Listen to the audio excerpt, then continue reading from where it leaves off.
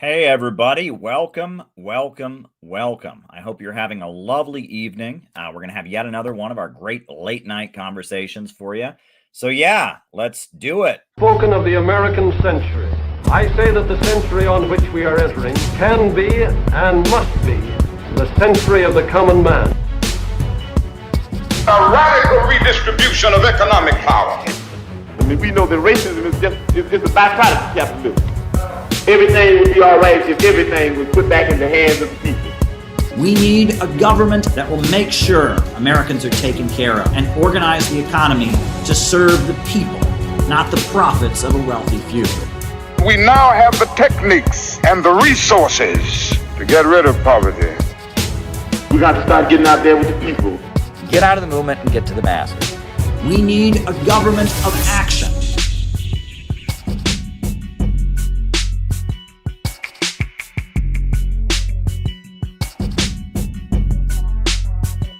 Welcome, welcome, welcome, everybody. I am so glad that you are here tonight.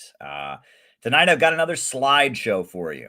This afternoon, I got inspired and I started writing, and one thing led to another, and I realized I had a slideshow, a history slideshow that I could present to you all. So it's going to be absolutely awesome. So I'm really glad to be able to do that. We are going to follow our usual format, which is opening remarks, followed by the roll call, followed by me answering your questions for the remainder of the show. So if you've got something you would like me to answer or respond to or comment on or talk about in the second half of the show, send a question. Questions can be sent via Rumble Rant or to Caleb Maupin 22 on Cash App. Those are the two ways that questions can be sent. If you got a question, Rumble Rant me or send me a Cash App with your question, and I will answer your question in the second half of the show. Big announcement. It was kind of already known, but it is now 100% confirmed. I'm headed to Los Angeles on May 24th for the workshop.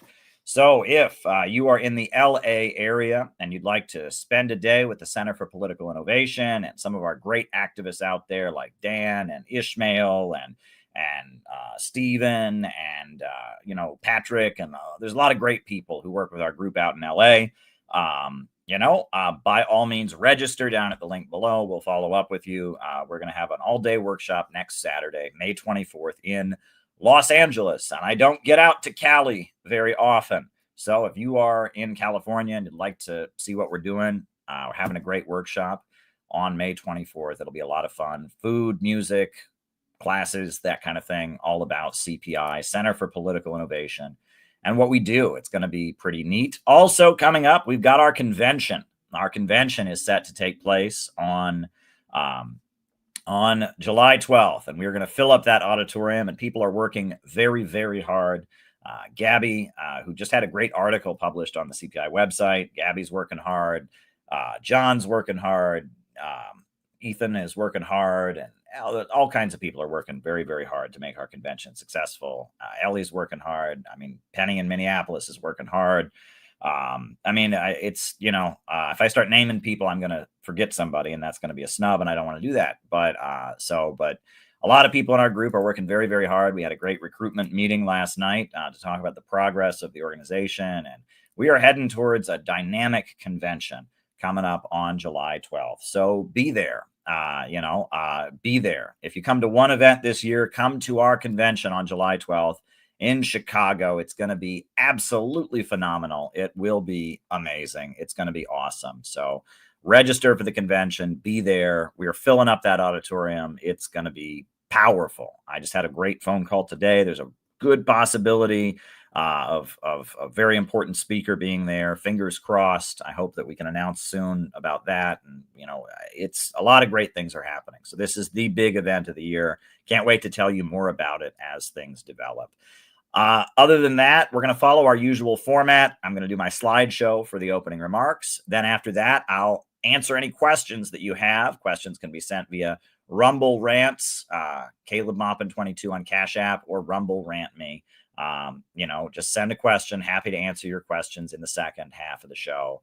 We've already got the first Rumble rant from Hempcar. It was just sent in. And so, yeah, if you got a question for the second half of the show, after the slideshow, I'll do the roll call. And then after that, I'll answer your questions for the remainder of the night. So we're going to do a slideshow tonight. And I got inspired. Because I live in New York City. I have lived here for 15 years. 15 years. It'll be 15 years in December that I have lived in this city. So really 14 years, but 15 years. My wedding anniversary is tomorrow for 11 years. My 11-year wedding anniversary, but I've been here for 15 years. And New York City has been my home for 15 years. And New York City is a really, really important place in the history of communism in America. So for my slideshow for tonight, All That Is Solid, overview of communism in New York City, 1919 to 2025. And I'm just going to give kind of an overview of communism in this city.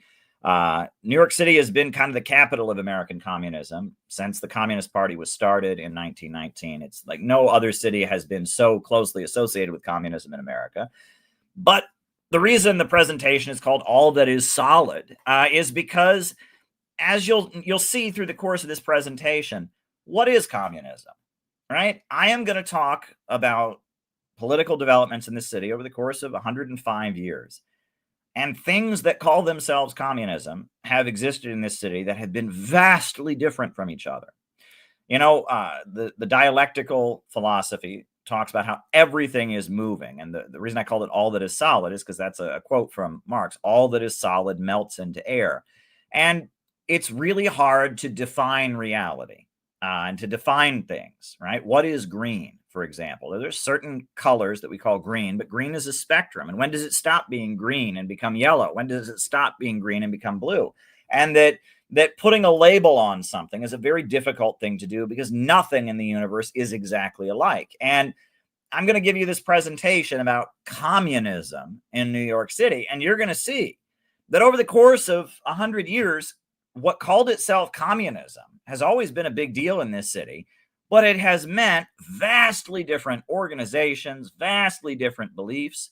And that's really important to discuss. And that's really important to understand. If you want to know what Center for Political Innovation is doing in our time and why we're doing it, you have to understand that if you just say communism, you are referring to so many different things and so many different beliefs and so many different types of organizations that do so many different things that it's really hard to explain, right? And that if you look at the last 100 years in New York City, communism has been a bigger deal in New York City than in any other American city by far.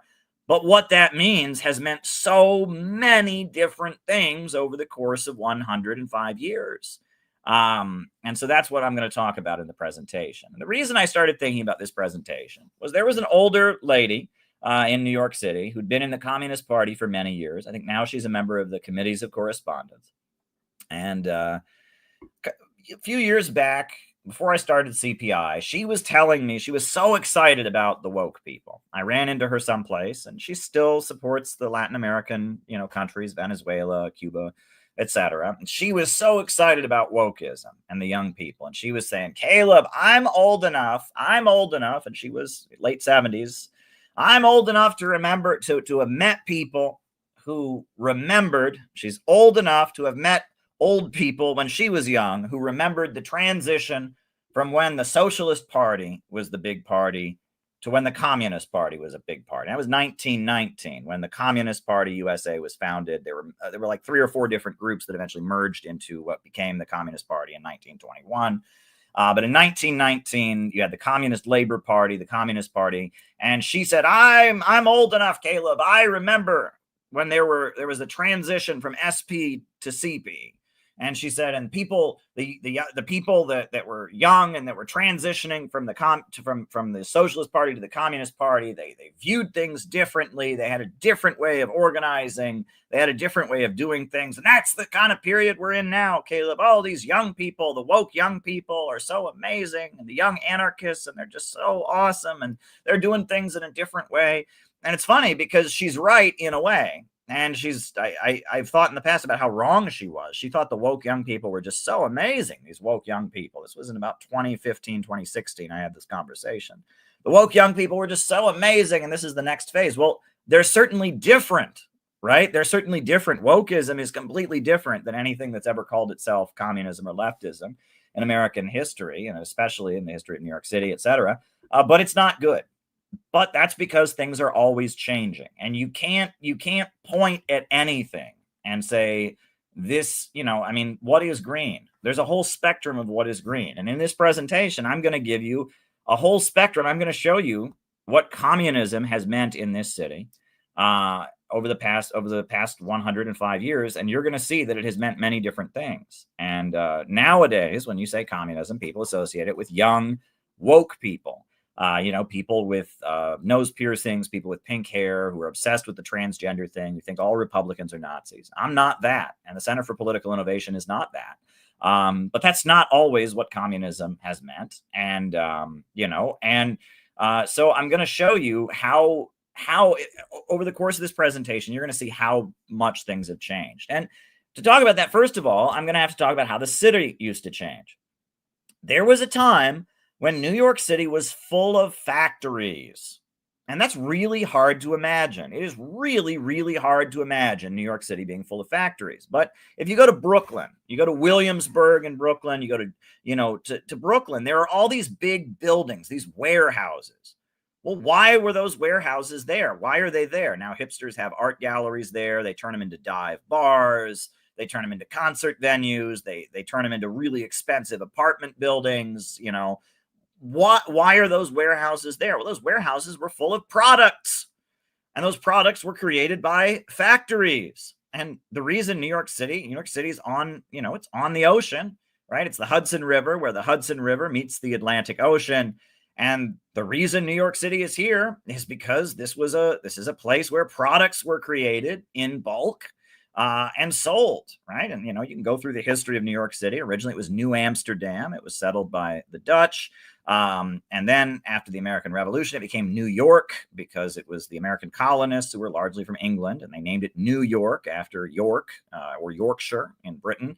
Wall Street was originally a slave market. There was a giant slave market in Lower Manhattan, right by where all the ships came in, and right by the ocean there. Wall Street was this street where, you could take slaves and sell them. They had a giant slave market where they'd auction off human beings. There's an African burial ground, a slave cemetery that was discovered a few years ago. They have a museum of the slave, the slave cemetery. They call it the African Burial Ground near Wall Street. After slavery stopped being a thing in the northern United States, Wall Street got into the insurance business, and it would insure ships that exported products. And when ships were going across the Atlantic Ocean, a lot of times ships would sink, and so they had to have insurance. And so Wall Street was involved in insurance. And that's why Wall Street was a stronghold of pro-slavery sentiment during the U.S. Civil War, is because Wall Street was insuring all those ships full of cotton and tobacco that were going to Britain that was picked by slaves. And even though the North was anti-slavery, New York City was a stronghold of pro-slavery sentiment.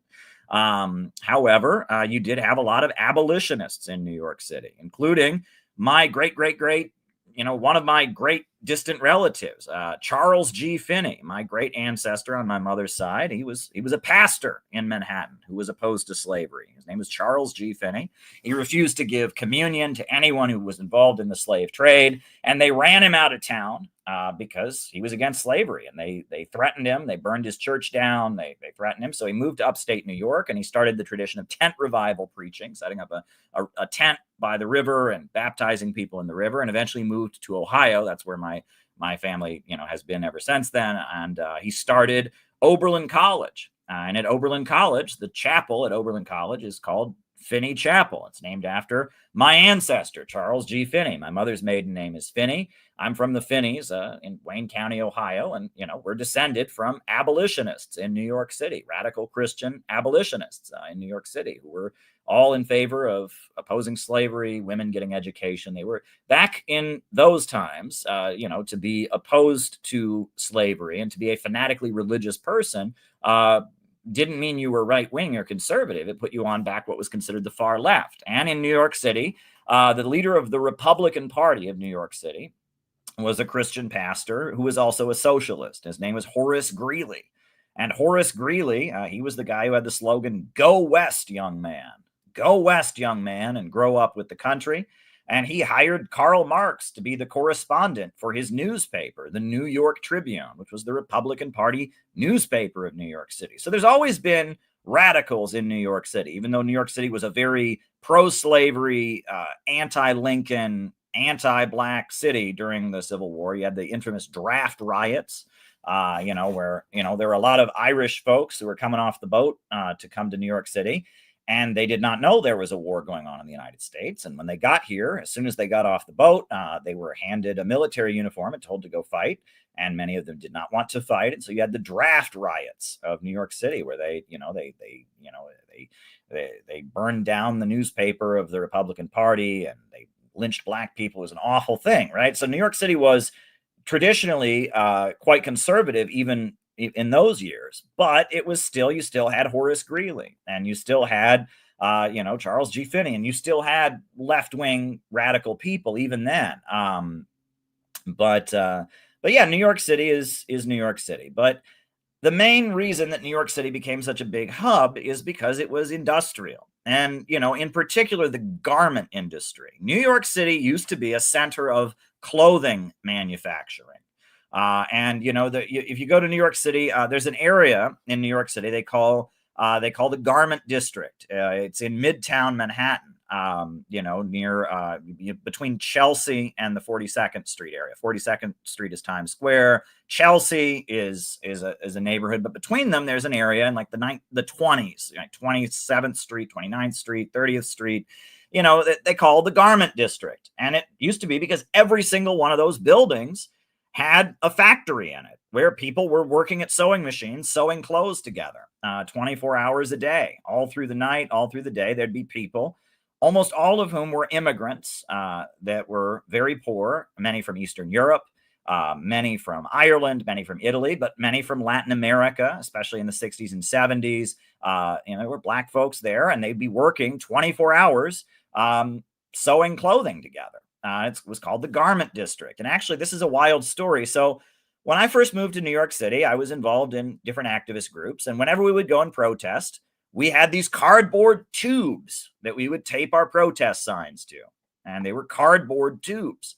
And we would order these cardboard tubes from a company, and we would order them from a company, and we would store them in a certain place. But they told me that it wasn't until the early 2000s that they had to order those cardboard tubes from a company, because it used to be they got them for free on the streets of the Garment District. They would walk up and down the streets of Manhattan, and clothing and fabric is delivered in cardboard tubes. And so every day there'd be left out for the garbage just hundreds and hundreds of cardboard tubes, for these garment factories. And so the activists would just take the cardboard tubes, take them up to the office, and staple signs to them. And it used to be there were free cardboard tubes on the streets every day because that was how much fabric was being used. And New York City was a center of the garment industry. And there were other industries in the city, but Manhattan was in particular the center of the garment industry.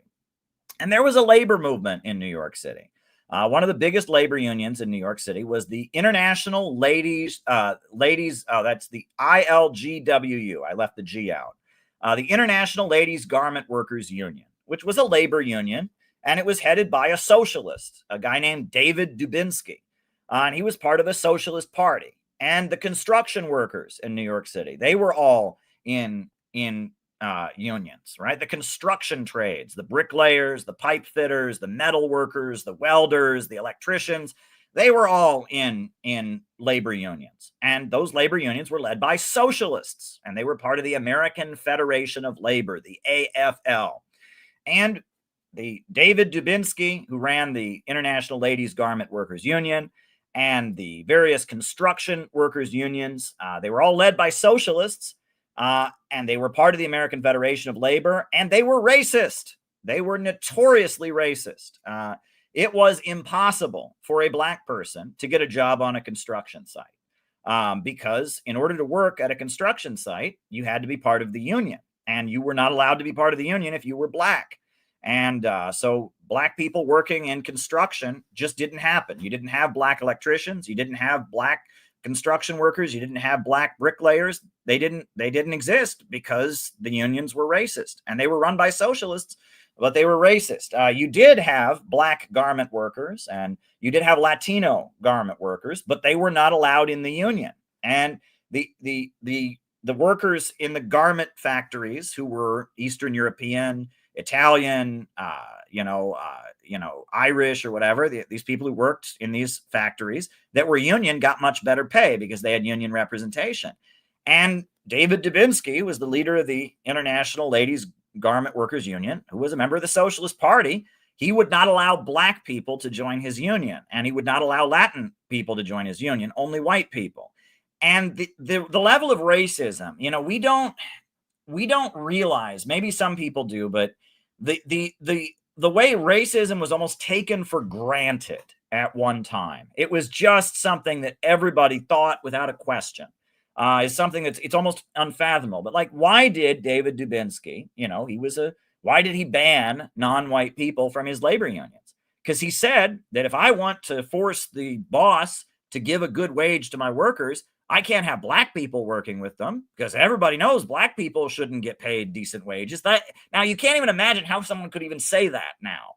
But that was the argument. It was like, white people deserve better payment. So if we allow black people to work in the factory, they'll never do it because everybody knows black people shouldn't get paid more. It's like that kind of mindset, right? And that was kind of the attitude, is that, that was just assumed you should never give a decent wage to a person of color. That was just assumed. So if you're going to have a union that's demanding better wages, you better make sure it's only white. We can't even imagine people thinking that way nowadays, but that was how people thought. And there was a labor movement in New York City, and, the labor unions, the way that they get what they want is they fight dirty, right? There used to be a bumper sticker that had a baseball bat on it, and it said, when labor plays hardball, workers win. And that's why in New York City, if you wanted to have a construction site, you better hire the construction workers union. You better hire union workers to do it. If not, there might be a fire and your construction worker, site might get burned down. If not, the people who work there might get their heads busted in, and that organized crime and labor unions kind of walk hand in hand, because the way unions are able to get employers to pay decent wages and sign contracts historically is they have to fight dirty. They have to make sure that there's no scabs, no replacement workers. They have to make sure the bosses don't just hire non-union employees, right? And that, buildings get burned down, scabs get beaten up, and, there's a lot of corruption in New York City. Tammany Hall is a building that used to exist. It's where the Democrat Party of New York City met. And Tammany Hall was just a synonym for corruption. Right. The Democrats have run New York City since the beginning of time, practically. Right. I mean, Thomas Jefferson started the New York City Democrat Party. They've run this city for a really long time. And the Democrat Party of New York City and organized crime and kind of sellout reformist union bosses kind of walk hand in hand. And they ran New York City. And there were a lot of factories in New York City in 1919. And there were a lot of immigrant workers. Every day in these times, there would be immigrants coming to Ellis Island, in New York City. You got the Statue of Liberty, give me your tired, give me your poor. And every day people would come in to the city, and there would be desperately poor people from Eastern Europe, desperately poor people from Ireland, desperately poor people from Italy. And there would be black people who came up from the South, and there would be Latin American folks coming in. Puerto Rican folks were coming to the United States in big numbers, a lot of immigrants coming into the city. And those immigrants worked in factories, and they got paid poverty wages. And there was a labor movement, but that labor movement was led by, corrupt, racist union bosses, many of whom were in the Socialist Party, but many of whom, were very much not going to allow non-white people in their union. And when World War I happened, the big turning point was World War I. Many of them had been socialists that said, oh, yes, we'll never support a war. When World War I had happened, many of them had said, well, we don't want to be outlawed, and they'd supported World War I.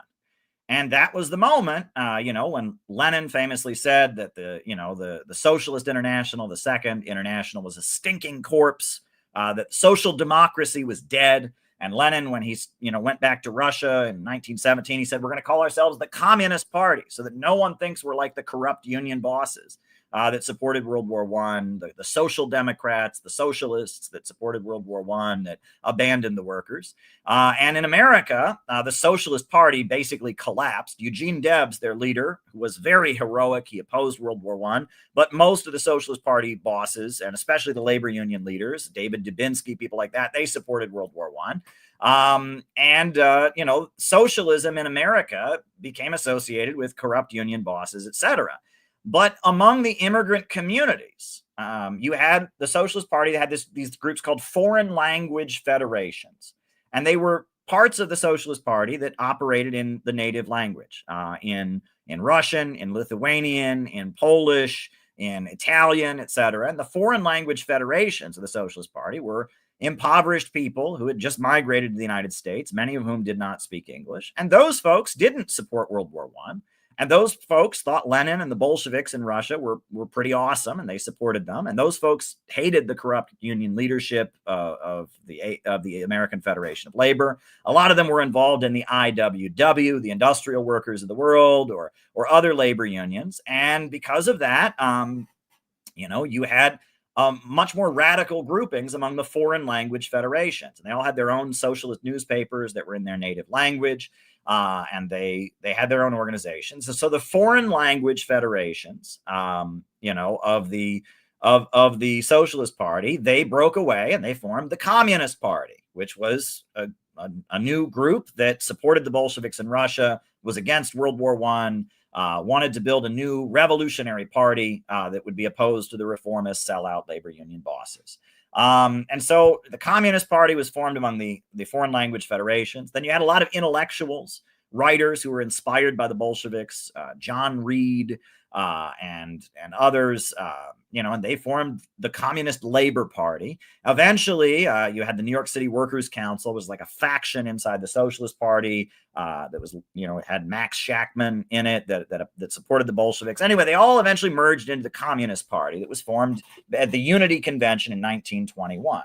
And in New York City, the Communist Party was huge because among these immigrant workers, you had many of them that wanted to form a new party that was sympathetic to the Soviet Union and sympathetic to the Bolsheviks. Now, New York City history, it gets pretty wild. Now, that guy there, that's a guy named Anthony Bimba. And Anthony Bimba was born in Lithuania. And I actually have one of his books right here. It's a very, very old book. But he wrote this Communist Party book, The History of the American Working Class by Anthony Bimba.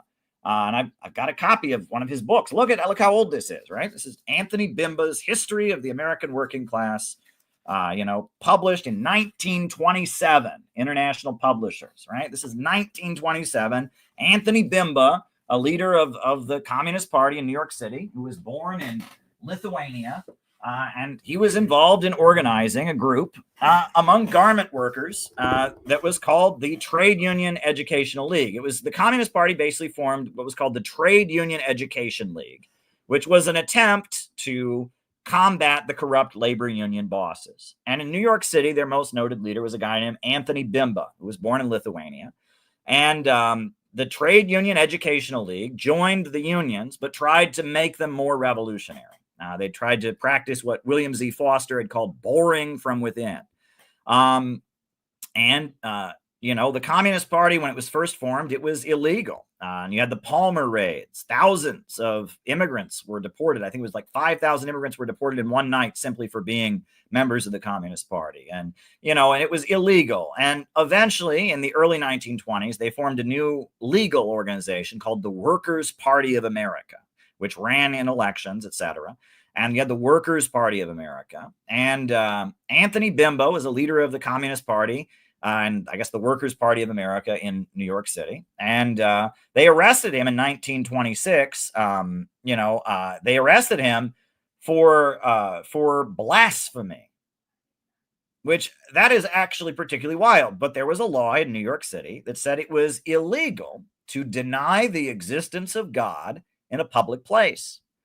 And Anthony Bimba was, I guess they sent a police spy to one of his classes where he talked about dialectical materialism. And he said that he didn't believe in God. He said there is no God. And so he was arrested because in New York City, it was a crime to say that there is no God. And so he was arrested for blasphemy. And it was a big case because they said, isn't that freedom of religion? Don't you have the right to say that God doesn't exist? And the argument was, yeah, you can believe that God doesn't exist, but saying that God doesn't exist in a public place is offensive, right? It's offensive to Christians. What if children hear you, etc.? And so they arrested this leader of the Communist Party, this labor union leader, Anthony Bimba, for blasphemy. In 1926. And it was pretty wild. But the real reason they arrested him was because he was organizing trade unions that were fighting against David Dubinsky and fighting against the corrupt labor union bureaucracy, etc. There was a citywide strike in 1926 of garment workers, etc. And that the Communist Party existed in New York City. You had many people joining it, but most of them were immigrants who did not speak the English language, and they joined the Communist Party. And the Communist Party was a group that fought for them to have basic union representation on the job, that fought for unemployed people. When the Great Depression hit, they were organizing unemployment councils. Where they had 1931 International Unemployment Day, where like tens of thousands of unemployed people piled into Union Square and rioted, demanding jobs for the unemployed people. And that in New York City, because you had a lot of factories here, you had a lot of desperately poor immigrants working in them, you had a lot of unemployed people, you had a lot of people starving on the street in the Great Depression. And the Communist Party was this organization that organized people to get shit done. And they were all about get shit done. They organized the unemployment councils, and they would mobilize tens of thousands of people to go burst into City Hall demanding work or wages now.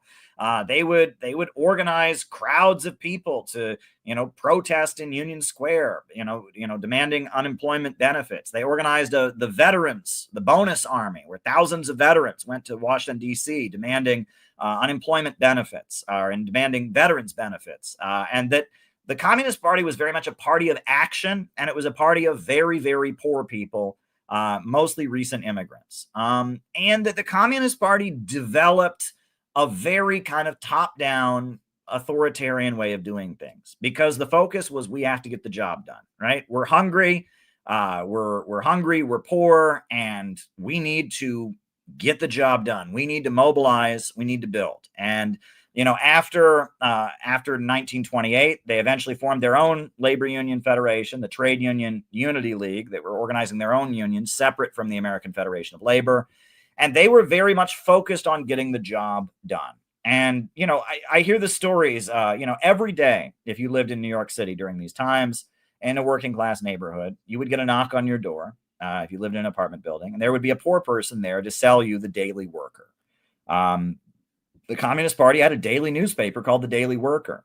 And the way poor people lived, there were a lot of unemployed, poor, semi-homeless people. And the way they lived was they would sell the Daily Worker and keep half the money. They would knock on your door. Hey, would you like to buy a copy of the Daily Worker? And if you bought it, they got to keep half the money that you gave them. And the other half went to go print the newspaper. And there were many people for whom the Communist Party was a matter of surviving. It was a matter of survival. It was an organization we're talking, people were literally dying in the streets during the Great Depression from malnutrition. People were hungry. And you had this big organization that was aligned with a very major country called the Soviet Union. And you had a lot of intellectuals and writers, a lot of engineers and scientists were going to the Soviet Union to be hired by Stalin during the 5-year plans. And they would be impressed with how the Soviet Union was booming, and they would come back to the United States. But it was largely an organization for very, very poor people who were trying to survive by selling the Daily Worker and by organizing these hunger marches and these big demonstrations. And that if you were a smarter kind of person, if you were an intellectual, the Communist Party really didn't have time for you. If you were going to ask too many questions, if you were going to wrangle about the specifics of Marxist theory, they didn't want you around.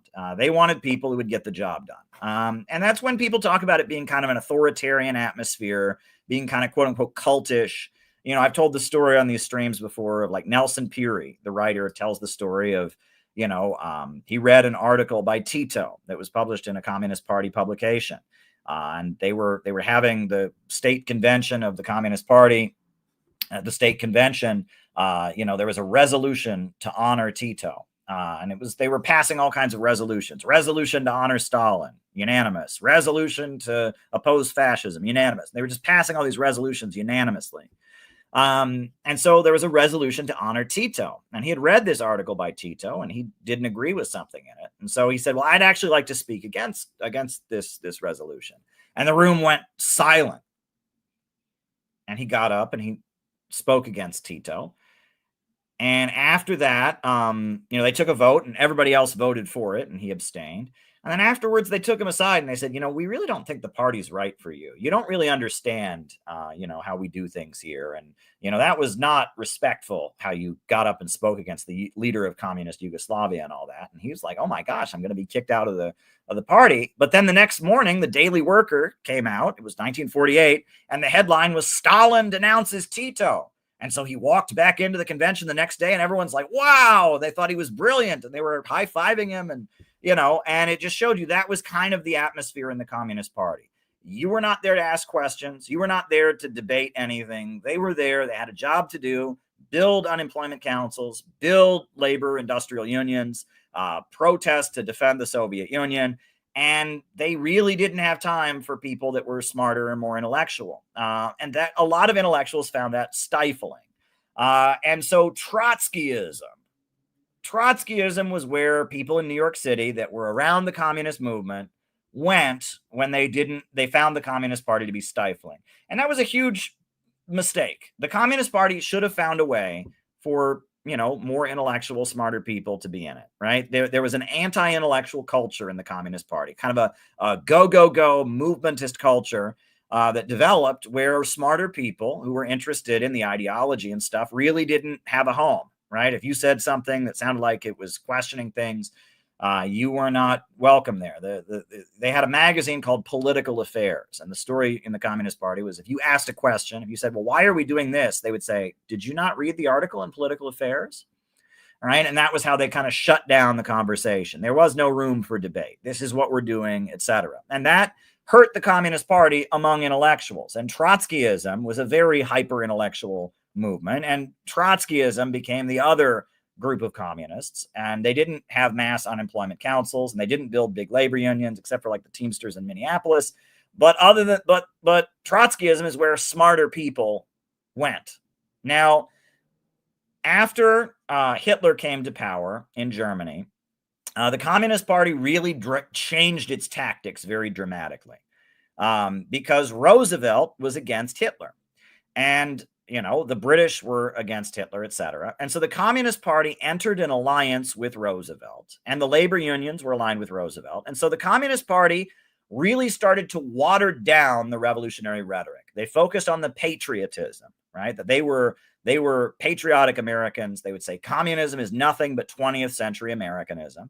And they supported Franklin Roosevelt, and they emphasized that they were against fascism. And the theory was that capitalism is naturally moving toward fascism. So we're going to be the biggest and most effective leaders of the anti-fascist movement. And that's going to lead to communist revolution.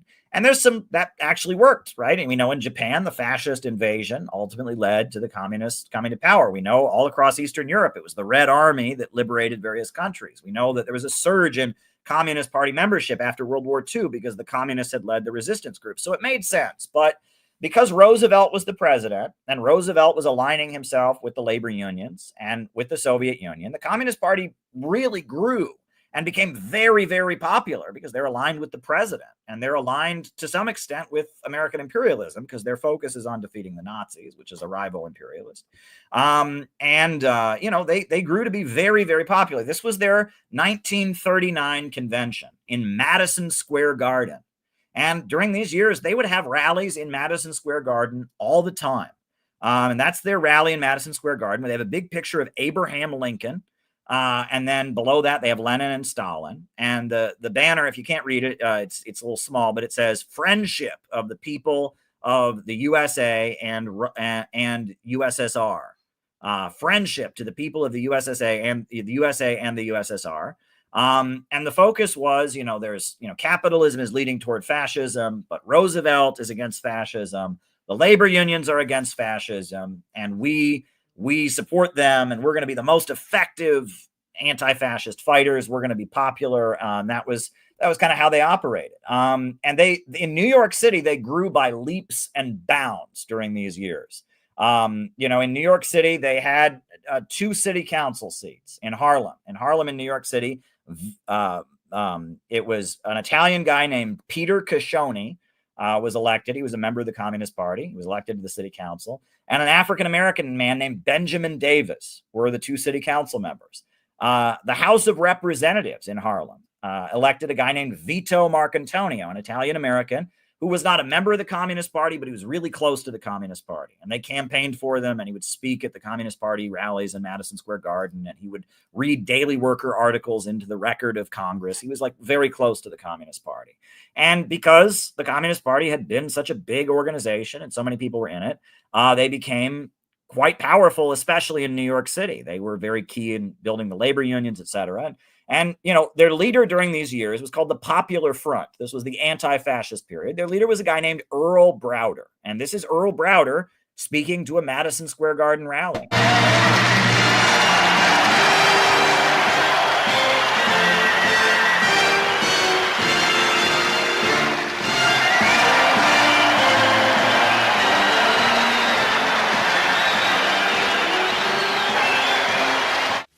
Events and issues are beginning to stand out so that they can be seen by the masses.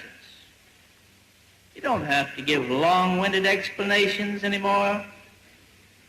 The people see, the people understand. What they need is a voice to express it for them and an organization to rally them.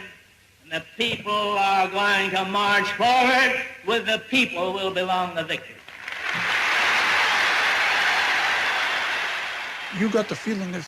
Yeah, I mean, that was the Communist Party. And they had 2 city council seats in Harlem. They had the House of Representatives seat in Harlem. They were quite powerful. Now, because the Communist Party was doing the Popular Front thing and kind of toning down their radical politics, among radical intellectuals, Trotskyism became the alternative. And at City College in particular, there was a lot of Trotskyists. At City College in New York City, almost everyone was some kind of socialist or communist in the 1930s and 40s. During World War II and in the lead up to World War II, if you went to City College in New York, you were pretty much a communist. And at that point, college was free if you lived in New York City. City College was free. If you went to City University of New York, it was free because that was part of the Roosevelt thing. They gave free college to anyone who lived in New York City. And the story goes that in the cafeteria, there were 2 alcoves, one for Communist Party members and one for Trotskyites. And the Trotskyites were a lot of people, many of whom eventually became neoconservatives. Now, in 1939, the Soviet Union signed a pact with Nazi Germany. A temporary non-aggression pact, and Trotsky supported the Soviet Union. He said the Soviet Union had the right to do it, but many of these intellectuals were Jewish, and they felt that they would never want to support any country that would sign a pact with the Soviet Union, and that even Trotsky claimed the Soviet Union was technically a workers' state, but it was a deformed workers' state led by a corrupt bureaucracy. Well, these folks broke with Trotsky, and the New York intellectuals, they were called, Max Shachtman, James Burnham, Irving Kristol, Irving Howe, they broke with Trotsky, and they were called the New York Intellectuals. It was very famous. And many of them eventually became neoconservatives, but DSA was also started by these people. And Max Shachtman, I've mentioned him. That's a picture of Leon Trotsky and Max Shachtman. Max Shachtman, he is actually probably one of the most important people in American politics. And he was, a founder of the Communist Party. He was a friend of Trotsky. Then he broke with Trotsky. He eventually became an important figure in the Democrat Party, but he was also a mentor to a lot of the neocons. Many of the neocons had been New York intellectuals who studied with Max Shachtman. And, the Trotskyists, they would use the label socialist rather than communist because communism was a brand, right? Communism meant the Communist Party. It meant Earl Browder. It meant Vito Marcantonio. It meant Stalin. It meant voting for Roosevelt. It meant being ultra patriotic. Communist, if you said you were a communist, that meant you were in one party, the Communist Party. And so the Trotskyists, they were, they had a lot of different groups, the Socialist Workers' Party and the Workers' Party, the Independent Socialist League and the Workers' Revolutionary Party. And they had all kinds of different groups, but they all used the word socialist because they were not part of the brand. Communism was a brand associated with a party called the Communist Party, and the Trotskyists weren't in it. And what's interesting is especially during the Popular Front years, the word socialist started to seem like it was a more radical word than communist, because the Communist Party was toning things down. And just, if your typical Communist Party member sounded like a Roosevelt supporter. He thought Hitler was bad. He thought Nazis were bad. He thought labor unions were good. And he wanted to vote for Roosevelt, and he was super patriotic. Whereas your typical socialist or Trotskyite was saying the workers' revolution and Roosevelt is a corrupt Stalinist, and and they sounded very different from each other, right? And so it was weird because in the 1930s, because communism was a brand and communism was doing this kind of this Popular Front alliance, socialist again started to sound more radical than communist, and it's very interesting to think how that works. But anyway. During World War II broke out. Earl Browder was the leader of the Communist Party. And the Communist Party, at first, they opposed World War II because of the Non-Aggression Pact. But after the Soviet Union was invaded, and after Pearl Harbor, the Communist Party, they were the biggest supporters of World War II you ever met. And they went over the top supporting World War II. For example, they supported Japanese internment. They basically sent a letter to all their Japanese members and said, comply with internment and you're not a member of the party anymore. They basically expelled every Japanese member and sent them a letter saying, be sure to report to the concentration camp. That was pretty awful, right? That was a pretty awful thing. But again, they thought, hey, we got to defeat Hitler, everything for victory. If we make too much noise about Japanese internment, that'll be disrupting the war effort. The Communist Party liquidated and dissolved, and it changed its name to the American Political Association, or the Communist Political Association. They were not a party anymore because having a separate political party might disrupt the war efforts. They were the Communist Political Association. And when Roosevelt ran for re-election in 1944, they wanted to cancel the elections. This is wild. They said that having an election would disrupt the war efforts. They wanted the Republicans and Democrats to have only one party, a win the war party. And Earl Browder proposed the Democrats and Republicans merge into one party, the win the war party, and they have no election so they can just focus on winning the war. That's how intense the Communist Party was in terms of supporting the U.S. government during World War II. It was very, very, very intense. And Earl Browder was the leader, and Earl Browder was frequently on the radio. There would be radio broadcasts, and like almost every day he was on the radio, because he represented the Soviet wing of the Allies. You'd have a representative of the British on the radio. You'd have a representative of France on the radio. Well, he represented the Soviet wing of the alliance, and the Department of Labor would frequently call him there. And his job was to go around to all the labor unions and get them to support the war effort. And during the Second World War, the coal miners in West Virginia went on strike, and it was Trotskyites who were involved in the strike. And Earl Browder mobilized with the federal government and the unions to go down there and break the miners' strike because it was hurting national unity. And, the Communist Party, their slogan was everything for victory. I think there's a book by Earl Browder called Everything for Victory. I think I have it somewhere. And they made clear, this is Earl Browder's book. It's called Victory and After, and it's like the message of the Communist Party during World War II, and it's all about we got to do everything to make sure that we win the war. This is their Victory and After book, and there were some pretty wild incidents during World War II. The U.S. government was giving guns to Mao because Mao was fighting Japan, and they were airdropping weapons to Mao. And at one point, the U.S. government, because the U.S. government's anti-communist, they stopped giving weapons to Mao, and they started only giving weapons to the KMT, to the Chiang Kai-shek and his forces to fight Japan. And so Mao, raised the alarm about it. And the Soviet Union said, "Hey, why is the American government not giving guns to Mao?" They temporarily stopped giving guns to Mao. And so Earl Browder wrote an article about this for the Daily Worker, give guns to Mao to fight Japan. And then he got a call from the U.S. State Department, and they said, that's not true. We are giving guns to Mao. So Earl Browder got on the radio and apologized. And Mao in China was horrified. Who is this guy?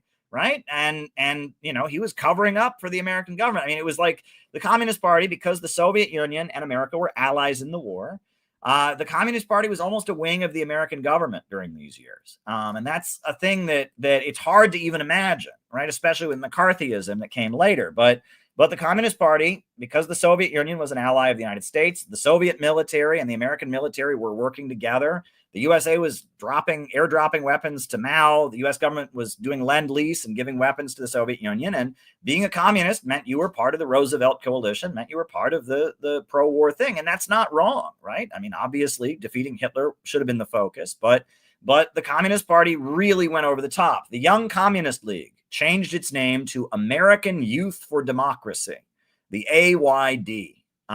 You know, I was in the Workers' World Party, and there was an older woman named Frances, who'd been in the party, and she talked about when she was 18 years old, she was finally old enough to join the Young Communist League, except that's the year they changed it to the American Youth for Democracy. And so she was finally old enough to join the Young Communist League. And she went to American Youth for Democracy meetings, and she didn't like it. It didn't sound like communism to her. She didn't really fit in. And so she didn't join. And she said she had a boyfriend who was in the Trotskyite, the Shachtman group, and she went with him. And, you know, during World War II at City College in New York City, the American Youth for Democracy, the communists were big, but also the various Trotskyite and socialist groups. And, you know, that was the entertainment. And she said one night she and her boyfriend, they went to watch Max Shachtman debate somebody from the Socialist Party. And the debate was, is Stalinism inherent in Bolshevism, right? And Max Shachtman was arguing that Bolshevism was good, but Stalin was bad. And the Socialist Party guy was saying Bolshevism is inherently bad and Stalin is a direct product of it, right? And people would go for hours, you know, and listen to these debates, you know, between different socialist and radical groups. And that was just part of New York City culture during those years. New York City, because Roosevelt was the president, because Hitler was the enemy, because the Soviet Union was an ally, and because, you know, had been this huge culture, being a communist at City College in New York, being a communist in Brooklyn was a pretty normal, typical thing to do. Now, that obviously changed very quickly. 1945, you know, World War II is ending. The USA drops the atomic bombs on Hiroshima and Nagasaki, and they have an emergency convention to refound the Communist Party, because it's pretty clear the United States is going to start fighting against the Soviet Union after World War II. But Earl Browder, the leader of the Communist Party, he wouldn't go along with this, right? He wouldn't reestablish the Communist Party. He wouldn't drop the Popular Front line. And so Earl Browder was kicked out of the Communist Party. The Communist Party was reestablished at an emergency convention in 1945. And coming out of the Second World War, they still had 2 city council seats. They still had Vito Marcantonio, you know, as a member of the U.S. Congress. And 1946 is when Winston Churchill gave his famous Iron Curtain speech, his anti-communist speech. People say that's the speech that launched the Cold War. Winston Churchill said, "An iron curtain has descended upon Europe." And he's talking about the Soviet Union. And the day after that speech was delivered, the Communist Party assembled 20,000 people to march against Winston Churchill in Union Square. And William Z. Foster gave a speech to 20,000 people that were opposing Winston Churchill and saying, no new war. We just finished World War II. We need to focus on peace. No new war against the Soviet Union.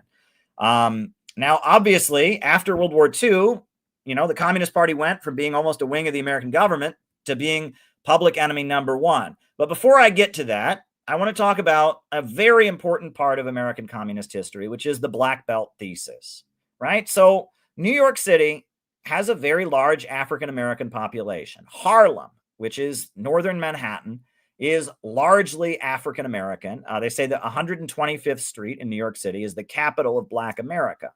And the Communist Party supported Black people. It opposed Jim Crow segregation. And the Communist International came out with what was called the Black Belt thesis, where they argued that Black people are not simply victims of racism and discrimination. Black people are a nation. They are an oppressed nation within U.S. borders. They're a colonized people. And the Communist Party went as far as calling for the Black Belt South, the regions of the U.S. South that are majority black, to break away and form their own country, form a separate country. There's even, I have it in this book, a campaign election poster the Communist Party made in 1932 about why, it was independence for the Black Belt. That was their campaign slogan, independence for the Black Belt. This is their 1932 campaign poster. And look, they got a map of where the independent Black Republic will be. And it says equal rights for Negroes everywhere, and it says self-determination for the Black Belt. And the Communist Party, they understood, because it was their orientation from the Communist International, that they had to support Black people. That was their job. Now, and New York City was a center of Black nationalism. Marcus Garvey had been the leader of Black nationalism, and Marcus Garvey had lived in New York City. Marcus Garvey was a man of Jamaican descent who had started the Back to Africa movement. And it was a big movement that was formed among Black people saying that we're a separate nationality. We want to eventually move back to Africa. We want to set up Black businesses. We want to separate from white people because we're oppressed. And it was called the Back to Africa movement. The NAACP was formed in opposition to the Back to Africa movement. And W.E.B. Du Bois, who was a well-respected African-American scholar who didn't believe in separation, he believed in integration, he formed the NAACP along with a lot of members of the Socialist Party. Now, Marcus Garvey was eventually sent to federal prison on a bullshit charge. I mean, it was a bullshit charge of like mail fraud or something like that. They sent him to federal prison because the American government was very afraid of him building this mass Black nationalist movement. Marcus Garvey blamed Jews for imprisoning him. In his closing speech at his trial in federal court in New York City, he said it was the Jews, it was Jewish people that had framed him up, and he attacked the NAACP. And he said that the NAACP was a Jewish conspiracy, a plot by communist Jews against the Black nationalist movement. And that was a strong feeling in Harlem. There was a feeling in Harlem that the Communist Party couldn't be trusted because it was a lot of Jewish people and a lot of white people who said they supported Black people, but the feeling was they were just using Black people for their own ends. And the Nation of Islam emerged. After Marcus Garvey was sent to federal prison and eventually deported back to Jamaica, the Nation of Islam emerged as the main Black nationalist group. And the Nation of Islam did not like the Communist Party because the Communist Party favored integration. It was black and white, unite and fight was their slogan. Well, the Nation of Islam said, no, Black people, we're a separate people, we're an oppressed people, we don't want to integrate with white people. And so the Nation of Islam also there was kind of a feeling, first of all, they admired Japan, right? As Japan was expanding its military forces throughout Asia, they were saying, we need an Asian empire, Asian identity, right? With the white people have been colonizing Asia for too long. We need an Asian empire. The slogan was Asian identity. And the Nation of Islam was sympathetic to Japan, and they thought it was good to see the rise of a non-white empire, and so they were very sympathetic to Japan, and that there was a lot of feeling during World War II that anti-fascism on the part of the American government was not sincere. And that makes perfect sense, right? Because at the time, the U.S. government is saying, oh, Nazis are racists and evil, and what are they doing to Black people? They're lynching people all throughout the South.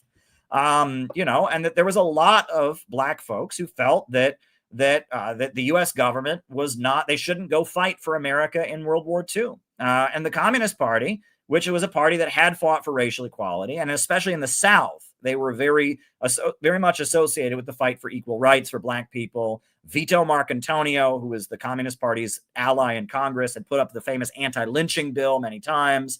The Communist Party was always saying equal rights for Black people. And so there were many Black people that were sympathetic to the Communist Party, but there were also many Black radicals that said, no, the idea that we should support Roosevelt, we should support the American government in World War II against, the Asian, empire of Japan, that's bullshit. And so there was a big divide among Black activists. W.E.B. Du Bois and, Paul Robeson and others, they very much supported the American government in World War II, and they supported the Communist Party, whereas the Nation of Islam and Black nationalism opposed it. At this time in Harlem, you have the rise of the Harlem Renaissance. Jazz music is becoming very, very popular, and there's a lot of wealthy wealthy white people that want to see black art. They're interested in black art and black music, etc. And a lot of those folks are Jewish folks who, they're alienated from American society. They view black people as an oppressed group of people that are facing discrimination. And so they want to support that. But there's also a feeling among black nationalists that, maybe we're being used by the Jewish people. Maybe they're just using our struggle for their own ends. And that was kind of a push and pull. So the Nation of Islam, led by Elijah Muhammad, was rising in popularity, and they were nationalists. And so in response to that, the Communist Party obviously had the opposite perspective. And there was a minister in Harlem named Father Divine, right? And this is very fascinating to me. This guy's name, that's a picture of him right there. His name is Father Divine, and he was a Christian pastor who believed he was the second coming of Jesus. And he built a black nationalist movement that was not anti-communist. And he supported the Soviet Union, and he was a good friend of Earl Browder, and the Communist Party had him speak at their rallies, and he spoke at communist rallies, and they spoke at his rallies. And the Nation of Islam was very opposed to the Communist Party, but Father Divine, this black minister, this black nationalist minister, he was in support of the Communist Party. And in Harlem, Father Divine opened many restaurants that were cooperatives. And he opened, movie theaters and all kinds of community projects that were run by followers of Father Divine. And Father Divine was friendly with the Communist Party. Now, he eventually denounced the Communist Party after World War II. But in the 1930s, in Harlem, the Communist Party's main ally was Reverend Father Divine. And I think that's particularly fascinating. And this is important. This is very important because in America, the black question, right, the oppression of black people is really key in understanding American politics. And at the time, the Communist Party, there was a divide in the black community, and they were pretty solidly on the side of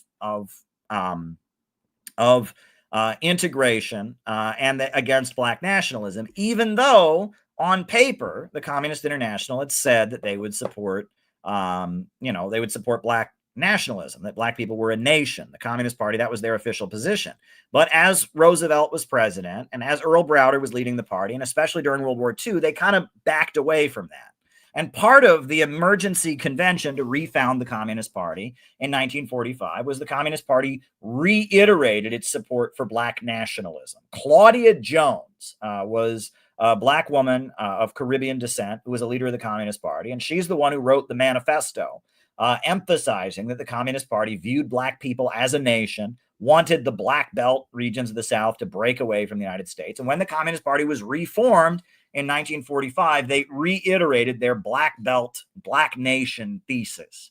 And that is all very, very important as we're going to talk about politics in New York City. In New York City, in Harlem, the Communist Party controlled all the city council seats, both city council seats. They controlled the House of Representatives. Nation of Islam did not like them, but Father Divine did like them. So obviously, after World War II, the U.S. government goes into full anti-communist mode. And the Communist Party is made illegal. I mean, they used a law called the Smith Act to outlaw the Communist Party. And that's the national board of the Communist Party. That's William Z. Foster, and that's Benjamin Davis, and that's Eugene Dennis, and that's Henry Winston. And I don't know who those last two guys are, but that's the national board of the Communist Party at their federal trial. They're walking down the steps of Foley Square in New York City, where they were brought, put on trial for being communists. And this is the protest outside of the courthouse. And as you can see, the people are holding newspapers over their faces. They don't want to be photographed, right? It's the Daily Worker is the newspaper. It says frame up trial of the 12 on today, meaning that's the day that the 12 communist leaders are facing their thing. And, these are people that are protesting outside the court, and they're holding the newspapers over their faces because they don't want to lose their jobs, right? If you were a communist, you lost your job. If you were a communist, people couldn't associate with you. So the newspaper, the New York Times, or whoever took that picture is taking their picture and they're covering their face. They don't want to be photographed. And it reminds you of cancel culture today. But if you were in the Communist Party, the FBI showed up at your job and got you fired. It was blacklisting. I mean, it was a very, very hard time. And it was in New York City. They were put on trial. In 1948, the Communist Party leaders were put on trial. And what's particularly crazy about the trial is many people say they were accused of conspiring to overthrow the American government. That's not actually true. At their trial, they proved that many times they had stated they were not in favor of overthrowing the American government. They wanted a peaceful transition to socialism. However, the Smith Act, if you read the language of the Smith Act, it says not only is it illegal to advocate the violent overthrow of the American government, it's illegal to teach any ideology that might lead to that conclusion. Now, that's crazy. So even though they showed places after place many times they were not trying to overthrow the American government, they said, yes, but you're teaching an ideology, Marxism, Leninism, that says you should overthrow the American government, that would lead you to that conclusion. The language of the 1940 Smith Act is insane. And they were convicted not for anything that they did, but for things that Marx said before they were born, for things that Lenin said. It was absolutely crazy. The Smith Act trial of 1948.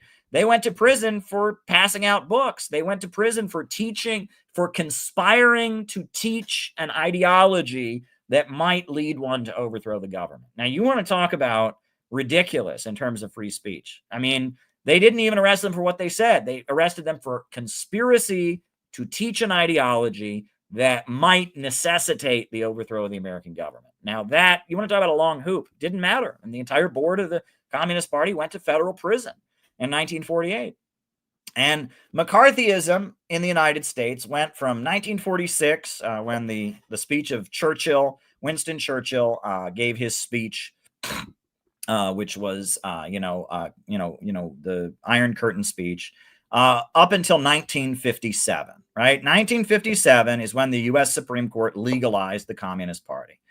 There was a ruling called Yates versus the United States, where the Supreme Court, there was a guy named Yates who'd been thrown in prison for being a communist. And he said, look, I've never advocated overthrowing the American government. And, I have the right to preach what I believe as long as I'm not advocating violence. And so the Supreme Court agreed with him. And they said, that's right. You can preach communism as long as you preach it in a way that does not advocate violence, doesn't advocate overthrowing the government. And so 1957, the Supreme Court legalized the Communist Party USA. And you're absolutely right. And that was one of the arguments that the Communist Party used at their trial. They read the Declaration of Independence. They read Thomas Jefferson's writings. It was absolutely crazy. Now, why was the Communist Party legalized in 1957? Was the Supreme Court just changed their mind, right? Well, no, what it was that Khrushchev was in power. Stalin had died, and Khrushchev was in power, and Khrushchev wanted to negotiate with the United States, and the USA wanted to use Khrushchev against Mao and use Khrushchev to slow down the various anti-colonial liberation movements that were going on. So it shows you it's all about politics, right? It's not like the Supreme Court just woke up one day and changed their minds. It was the Soviet Union had changed. And the Communist Party, they started functioning legally before the Supreme Court even said they were legal. 1956, after Khrushchev gave his secret speech, they reemerged, and they published a document called Communists Take a New Look. And they had a big debate. Some of them wanted to merge with the Socialist Party, and they started functioning again after that. And a lot of people quit in 1956 after the secret speech, but what remained of them began functioning again. Then the Supreme Court said they were legal, and they existed. But, many people had quit, and many people were thrown in prison. There was an older woman who was in the Workers' World Party that I knew, and she was a child in the 1950s.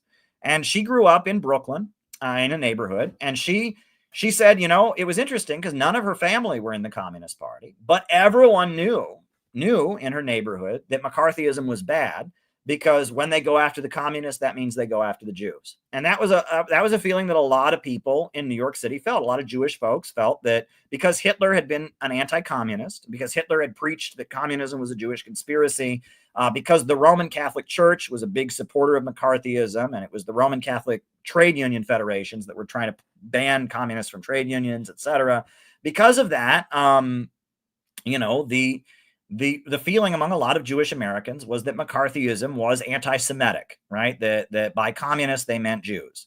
And that she also talked about how even though the Communist Party was illegal, she went to YMCA day camp, right? And at YMCA day camp, it was communism, she said, even though it was not, it was officially YMCA. It was in this Jewish neighborhood in Brooklyn.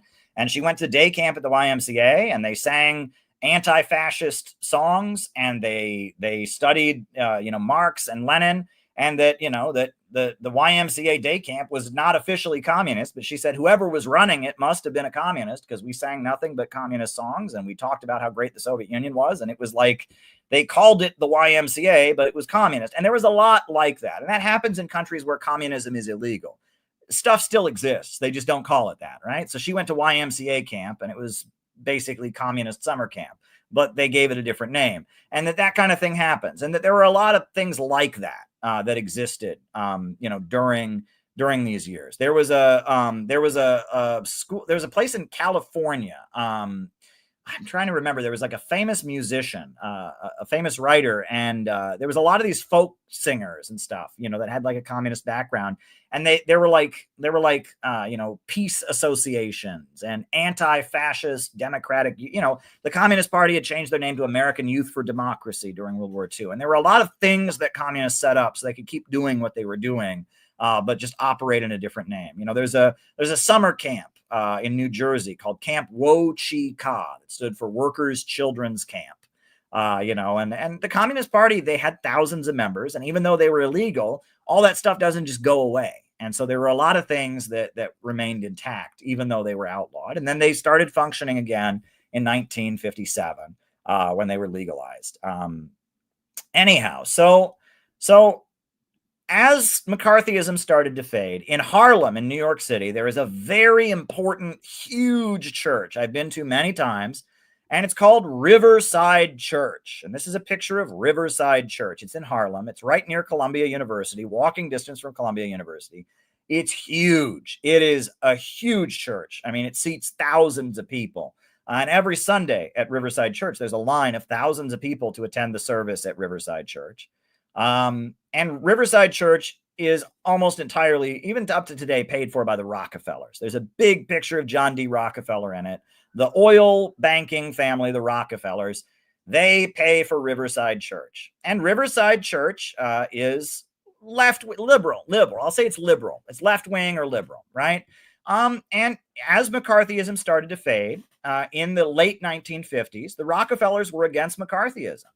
Right? The Rockefellers felt that McCarthyism was fascist. It was a threat to them. And the John Birch Society thought the Rockefellers were communists because they believed in birth control and were promoting birth control because they're Malthusians, right? The Rockefellers are Malthusian. They believe in overpopulation.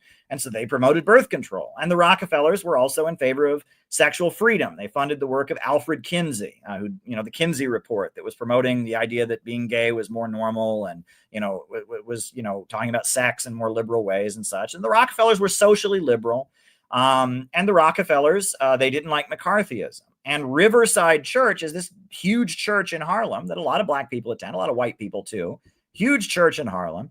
And so Riverside Church began having peace parades in the late 1950s. And these were not communist rallies, and they were not anti-imperialist in any way. They were peace marches where they would have a lot of ministers, black and white, and they would say, war is bad.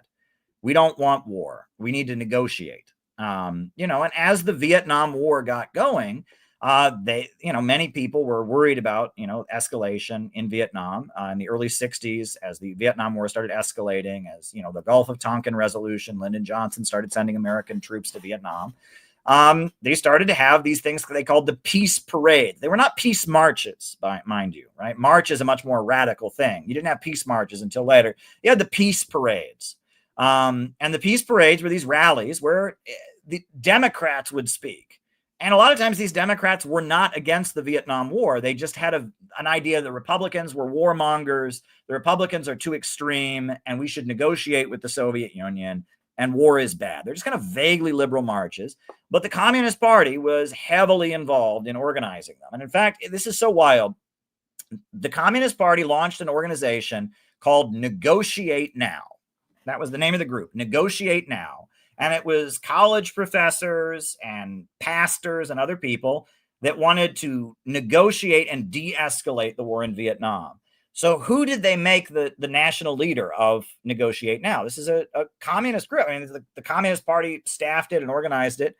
They actually got Brzezinski, Zbigniew Brzezinski, who taught at Columbia University, who eventually became national security advisor to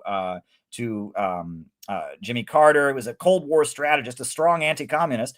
But during the early 60s, when Negotiate Now was formed, this group that organized the peace parades with Riverside Church, Zbigniew Brzezinski, the head of the School of Anti-Communist Studies, the International School of Columbia University, was the leader of Negotiate Now. You can't make this up. But the Communist Party, all of their people, they would put on these very liberal rallies where Democrats would speak, and the Democrats would not really be against the war.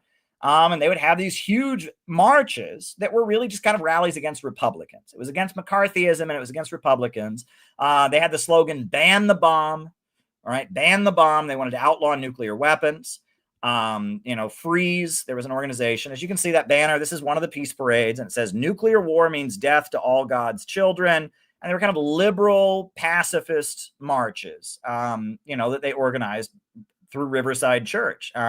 And the Communist Party was heavily involved, but they would never say they were communists. And it was mainly just, they were kind of lobbying the Democrats. It was basically, we'll show the Democrats how supportive we are by having rallies where they can speak, setting up the stage, and the Democrats will know that we're communists doing that, and that'll make the Democrats like the Soviet Union. The Communist Party was weak, and it had been persecuted by the FBI, and it was like, what can we do to help the Soviet Union? What can we possibly do? Well, one thing that we can do is we can boost the peace message in the Democrat camp. That was something they could do, right? And they were thinking strategically. What do you do? Your organization's been broken apart by the FBI. You're barely legal. I mean, you're now legal again, right? You haven't been legal for a long time. All your leaders are in federal prison. Well, that's something they could do. And, bless their heart, it's what they could do. And, I don't want to speak about this. I'm sure these rallies were really lame. I'm sure these rallies were really awful. I mean, Brzezinski is an awful dude, but what were they supposed to do, right? Coming out of McCarthyism, they were doing their best, right? They were trying to not have a nuclear war with the Soviet Union. They were trying to do something to help anti-imperialism. And so they started doing the peace parades. And the peace parades, as the 1960s went on, the peace parades got bigger and bigger. But they were pretty lame. They were pretty, they weren't even really against the war, Negotiate Now, etc. So that's when the Coalition for an Anti-Imperialist Movement was formed. COAIM, right? As you can see, that's a banner. It says Nixon's the one and war criminal, self-determination for Black America. So all the communist groups, or not all of them, but a lot of the communist groups that were not in the Communist Party, that were at odds with the Communist Party, the Workers' World Party, the Socialist Workers' Party, the Spartacist League, various Progressive Labor Party, Maoist groups, they formed something called the Coalition for an Anti-Imperialist Movement. And what they would do is they would go and disrupt the peace parades. And they would wave the flag of the Vietnamese National Liberation Front, supporting the Vietnamese. And they would have signs supporting the Black freedom struggle and Black nationalism. And they would disrupt the peace parades. And it was the Coalition for an Anti-Imperialist Movement. And COAIM was this new coalition and it was Workers' World Party was a big part of it, Sam Marcy and the Workers' World Party, but also the Spartacist League, also the Progressive Labor Party and other groups. And they would go to the peace parades and disrupt them and make a big scene. And, when some Democrat was speaking and saying, well, we need to have troops in Vietnam, but, war is bad, they would get up and, unfurl the Vietnamese flag and say, end the war now. Or they would unfurl the face of a Black freedom fighter who was arrested and loudly demand his freedom. And they would get into fistfights with the security guards who were running the rallies. And they were demanding that these rallies talk more about Black freedom, talk more in favor of the Soviet Union, more in favor of the Vietnamese people, etc. And they were trying to push the peace parades, trying to introduce a more radical message inside the peace parade. That was the Coalition for an Anti-Imperialist Movement. And that was kind of the beginning of politics in New York City changing once again, right? In the 1930s, it was the Communist Party, it was the labor movement. Now we're in a totally different period, and we're in the 1960s, and it's a totally different thing. So what happens next, right? Well, this is one thing that happened. This is in 1964. I am totally blown away by this story. I can't tell it enough times because I knew some of the people who did this, and I am just in awe of their bravery. 1964, in Queens, New York, the U.S. government put on what was called the World's Fair, which was a big display of American consumerism. right? As people from all over the world came to the United States to look at TVs and refrigerators and hula hoops and record players. And it was a big display of American consumerism. At the time, Khrushchev had the doctrine of the three peacefuls, right? He said that we're not going to, we're going to have peaceful coexistence with Western capitalism. We're going to have peaceful competition, meaning we're going to prove that socialism can produce products more efficiently. And then that will lead to a peaceful transition, that eventually the Western countries will see that we're producing products better than they are, and they'll just peacefully transition. That was the doctrine of the three peacefuls. Mao rejected it, and that's why Soviet Union and China parted ways. And so Khrushchev's whole thing is we're going to produce more material goods. So the United States, that wasn't going to happen. The Soviet Union was nowhere near at the level of development the United States was. I mean, we could make shit way better than the Soviets could. The Soviets had just had their country blown up in World War II. 27 million people died. Before Stalin, they hadn't even industrialized. They hadn't been fully electrified. So the idea that the Soviet Union was going to produce more TVs and radios and hula hoops and irons and vacuum cleaners than America, that wasn't going to happen. So the USA saw that was Khrushchev's message was, peaceful competition. So to counter the Soviet Union, to just slap the Soviet Union in the face, they'd put on the World's Fair. And they just had this big exhibit of, look at all the crap we can make. And it was a very gross display of American consumerism, right? And look at all the material goods we've got in America. And it was anti-communist, right? It was intended to show that the free enterprise system was better. The Soviet Union is this gray, drab place where everyone's poor and miserable and they have to wait in line for bread. But in America, we've got all this amazing stuff. Now, obviously, the communist groups didn't agree with that, right? This is a big anti-communist propaganda show, basically. But there was another thing, which is that all kinds of construction companies were hired to work on the World's Fair. And they didn't allow black people, right? These were the racist construction unions that didn't allow black people. So the Congress of Racial Equality very loudly protested against the World's Fair. It said, look, Lyndon Johnson is the president. He says that he supports equal rights, but yet he's putting on this huge event in Queens, in New York City, and there's not a single black person who's been hired to help work on the World's Fair. Not a single black electrician, not a single black pipe fitter, not a single black bricklayer, not a single black iron worker, And so amazingly, the leaders of the Coalition for an Anti-Imperialist Movement, the Workers' World Party, the Progressive Labor Party, the Spartacist League, they went and met with the Congress of Racial Equality, CORE. And together, they decided on the first day of the World's Fair, they were going to shut down the World's Fair. And it's hard for me to tell this story without crying, because it's like, you want to talk about solidarity in the name of supporting the black freedom struggle and in the name of standing with the Soviet Union and the Soviet people against this disgusting display of American consumerism. People were going to the World's Fair on the subway in New York City. There were all kinds of subway stations where the subway train was going to the World's Fair. So they went to the subway stations, and when the subway trains arrived one stop away from the World's Fair, the communists from the Coalition for Anti-Imperialist Movement, Progressive Labor, Workers' World, Socialist Workers' Party, hundreds of communists went into the subways and they held the doors open, and they blocked the subways from going to the World's Fair, and they chained the doors shut, and they just held the doors open. And for hours, the subways packed full of people to go to the World's Fair couldn't get in there because there were communists and black freedom activists that were holding the doors open to block this disgusting display of American consumerism, to block this big event that refused to hire any black people to work on it.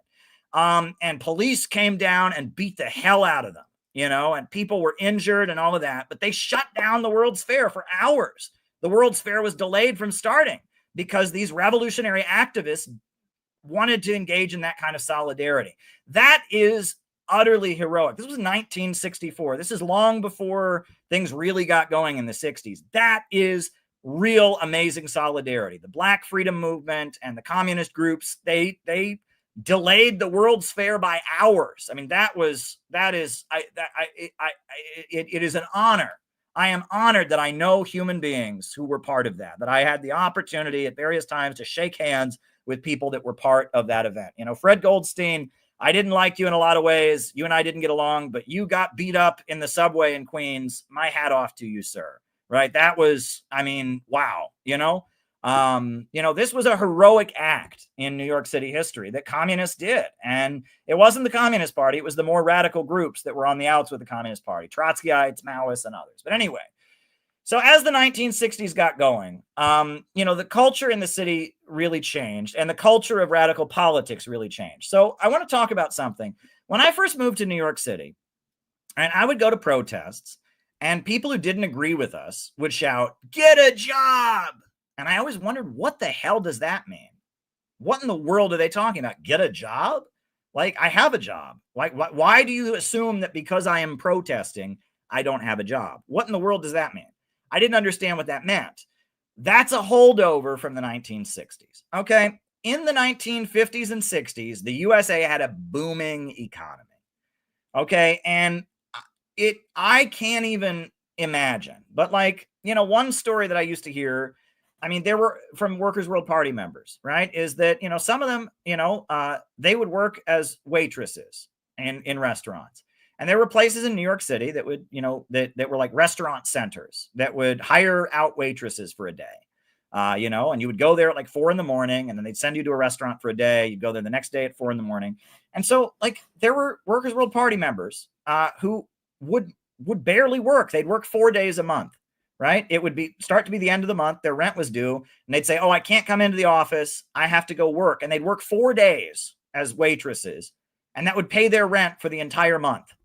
Right? I mean, the economy back then was booming.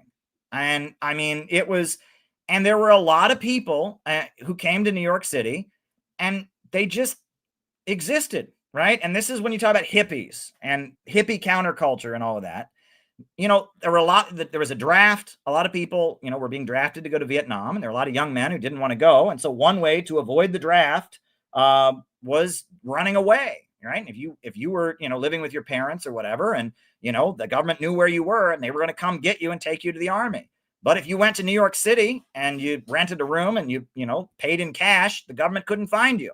So there were all kinds of young men who moved to Greenwich Village and rented a tiny room because they didn't want to fight in Vietnam. And there was enough of an economy. People could just get by. People would beg for money on the street, and they would have enough to eat and live. And that this whole culture in Greenwich Village and places, when you talk about hippies, counterculture, there was a whole lot of people in New York City just hanging out, and that nowadays is not possible unless you're super rich, unless you're like a rich hipster or trust fund kid, you can't. But back then, a lot of white middle-class kids didn't have to work. They just got to hang out, right? And New York City, Greenwich Village in particular, was a place to just hang out. And, if you were, wanting some kind of intellectual engagement, right? If you were interested in politics or music or the arts or whatever, New York City was full of people just hanging out, and this is the counterculture, the hippies and all of that. And New York City, especially in the summertime, was just crowded with all kinds of people. And the economy was good enough that, people lived by, playing their guitar in the subway and people dropping money in their case, and they could eat and pay their rent on that, I mean, it was like the economy was so good that especially for white middle-class people, a lot of them were just hanging out, right? And the counterculture, that's why it was always kind of anti-growth. And it was like, they could have, gotten a job and lived in the suburbs and all of that and had a much more prosperous life. But why bother, man? We can just hang out, right? And drugs, a lot of them are using drugs and all of that. And this is something we can't relate to. Our generation cannot relate to that, right? Nowadays, if you don't have a job, you're living with your parents or you're barely surviving. But back then, the economy was, a lot of people were just hanging out. And so there were like thousands and thousands of teenagers, people in their 20s in New York City, in Manhattan, in Brooklyn, who were just hanging out. And that, again, we cannot relate to that, but especially in Manhattan, people were just hanging out. And those people who were hanging out were a bit of a problem for the American government because they were, a lot of times, they didn't want to be drafted. A lot of them, that's why they were hanging out, is they were hiding from the government. They didn't want to get drafted. So, some of them were gay, right? That was, New York, it was not acceptable to be gay, but New York City was known to be a place where there were gay bars, and we'll get into all of that later. But, or maybe they wanted to be an artist. They were kind of a nonconformist or an intellectual or free thinker. But New York City, in this booming economy, became a center of people that were just hanging out. And with these thousands and thousands and thousands of young people, young hippies, young counterculture youth who were just hanging out, a lot of them got interested in protests. And so the American government was trying to figure out various ways to control them. Now, I'm going to come back to this slide in a minute. But among the young people who were just hanging out, there were certain communist groups that got good at forming like street fighting organizations, right? And that was, there were a lot of these young people who were just hanging out that would protest against the Vietnam War, and they would organize demonstrations against the Vietnam War or demonstrations supporting the Black Freedom Movement, etc. And so most of the communist groups didn't like these young people. They thought this was middle class. Most of the communist groups were trying to organize workers in factories. They were trying to get into the labor movement. But certain communist groups figured out that these young people that are hanging out, you can organize protests with them, and you can organize demonstrations, and you can have rallies. And so a couple of communist groups got very good in the late 1960s of organizing young people, young hippies, young counterculture people to form street fighting groups, right? One group was called the Yippies, the Youth International Party. It was headed by Abbie Hoffman. Right. And Abbie Hoffman, his trademark was he wore an American flag T-shirt, and he was kind of made famous in American media. And his group was the Yippies, or the Youth International Party. And their flag, it was a black flag for anarchism, a red flag for communism, and a marijuana leaf on top of it for get high, man. And a lot of these groups were promoting drug use. Right. There was a group called the Up Against the Wall Motherfuckers. I kid you not. So Lenny Bruce was a comedian in New York City. And he went to jail very famously because he told a joke that had the F word. It was illegal in New York City to use the F word on stage. That was obscenity. Lenny Bruce, he told a joke, and the punchline of the joke was, "Up against the wall, motherfuckers, this is a stick up." And he got arrested, and he did like 5 days in jail for saying fuck in a public place. And that was a big famous case. And so this group of young hippies that were against the Vietnam War and were using drugs, they called themselves the UAWMFers, the Up Against the Wall Motherfuckers. And their leader was an artist, a guy who had fled from Spain, from Franco, Ben Moria. And these people were, they were notoriously violent. They liked to break things. And they would smash windows. And they also threatened and beat up other communist groups. And they were not a nice group of people. But there was some funding for their activities, possibly from some CIA or some kind of government thing. And they went around New York City. They wore football helmets so they would not get clubbed by police, and they would break windows. And they were a group of drug-using people. And apparently one of their favorite chants, they would have protests against the Vietnam War, and they would assemble and they would chant, "Smoke dope, get high. All the cops are going to die. Smoke dope, get high. All the cops are going to die." Is that helpful in any way? I don't think so, but that's what they would do. They would chant, "Smoke dope, get high. All the cops are going to die." And again, there were all these young people who were just hanging out and using drugs, and, they recruited them to join their group and break windows. The Workers' World Party, they formed Youth Against War and Fascism, YOF, which was their street fighting group. They had bright orange banners, and they were involved in that. They would say, "Stop the war against Black America," trying to combine the anti-Vietnam War movement with the Black Liberation movement. During these years, the Workers' World Party became kind of an institution in New York City. They had members in other parts of the country as well, but New York City is where the Workers' World Party really was powerful. They had a big office, and they really blew up, and they were a street fighting group, Youth Against War and Fascism, that was aligned with the Vietnamese National Liberation Front, that was aligned with the Black Panthers, that was aligned with the Soviet Union and China.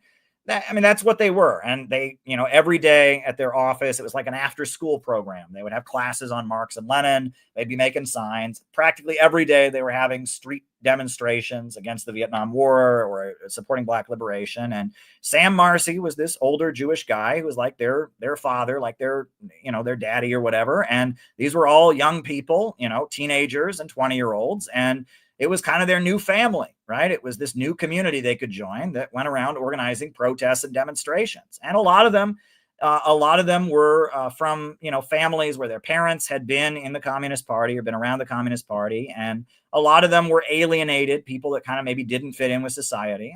The Workers' World Party became pro-LGBT, and very quickly, which was not a trendy thing even among communists back in those days. And, it was just a collection of people that joined this group that was a street fighting group. And a lot of them were these young people who were hanging out. There was one older woman who was in the Workers' World Party, and she joined when she was 14, and it was in 1968.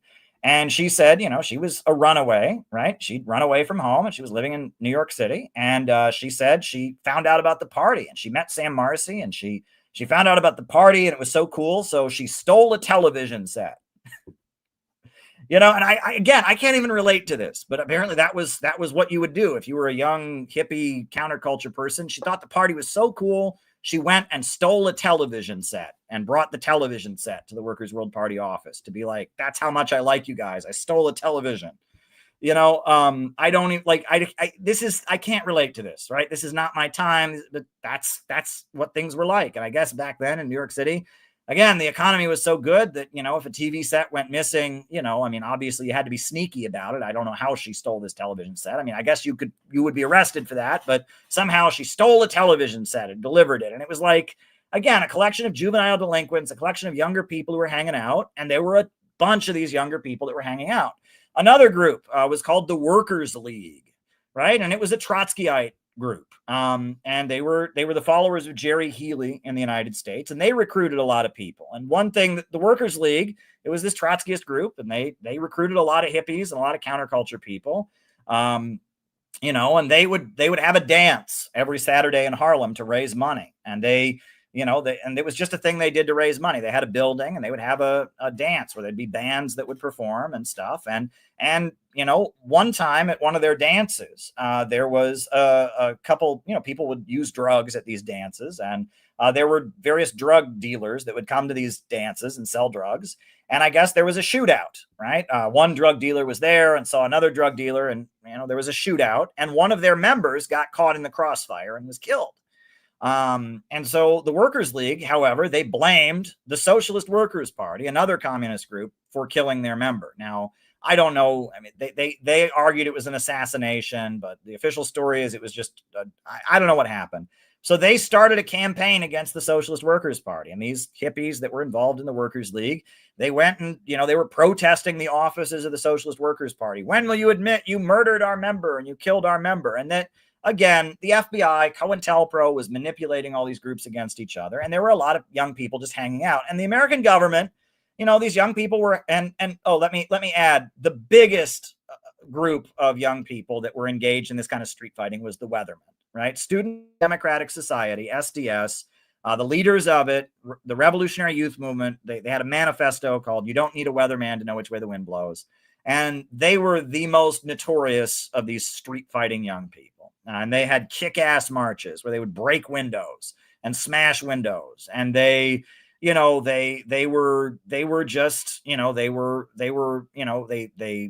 together, and they had a line that if you bought food from a store or a restaurant that was supporting the systems, they would only shoplift to eat. And eventually the group went underground and became, a bombing organization. But, they were, that was only like 30 people that went underground with them. But 1968, 1969, you had this group of, young activists who called themselves communists who were engaging in, street fighting and breaking windows. All of this was going on, and it was against the Vietnam War. And it was like every day in New York City. Every day in New York City, there'd be young people somewhere, fighting with the police, breaking windows, and the economy.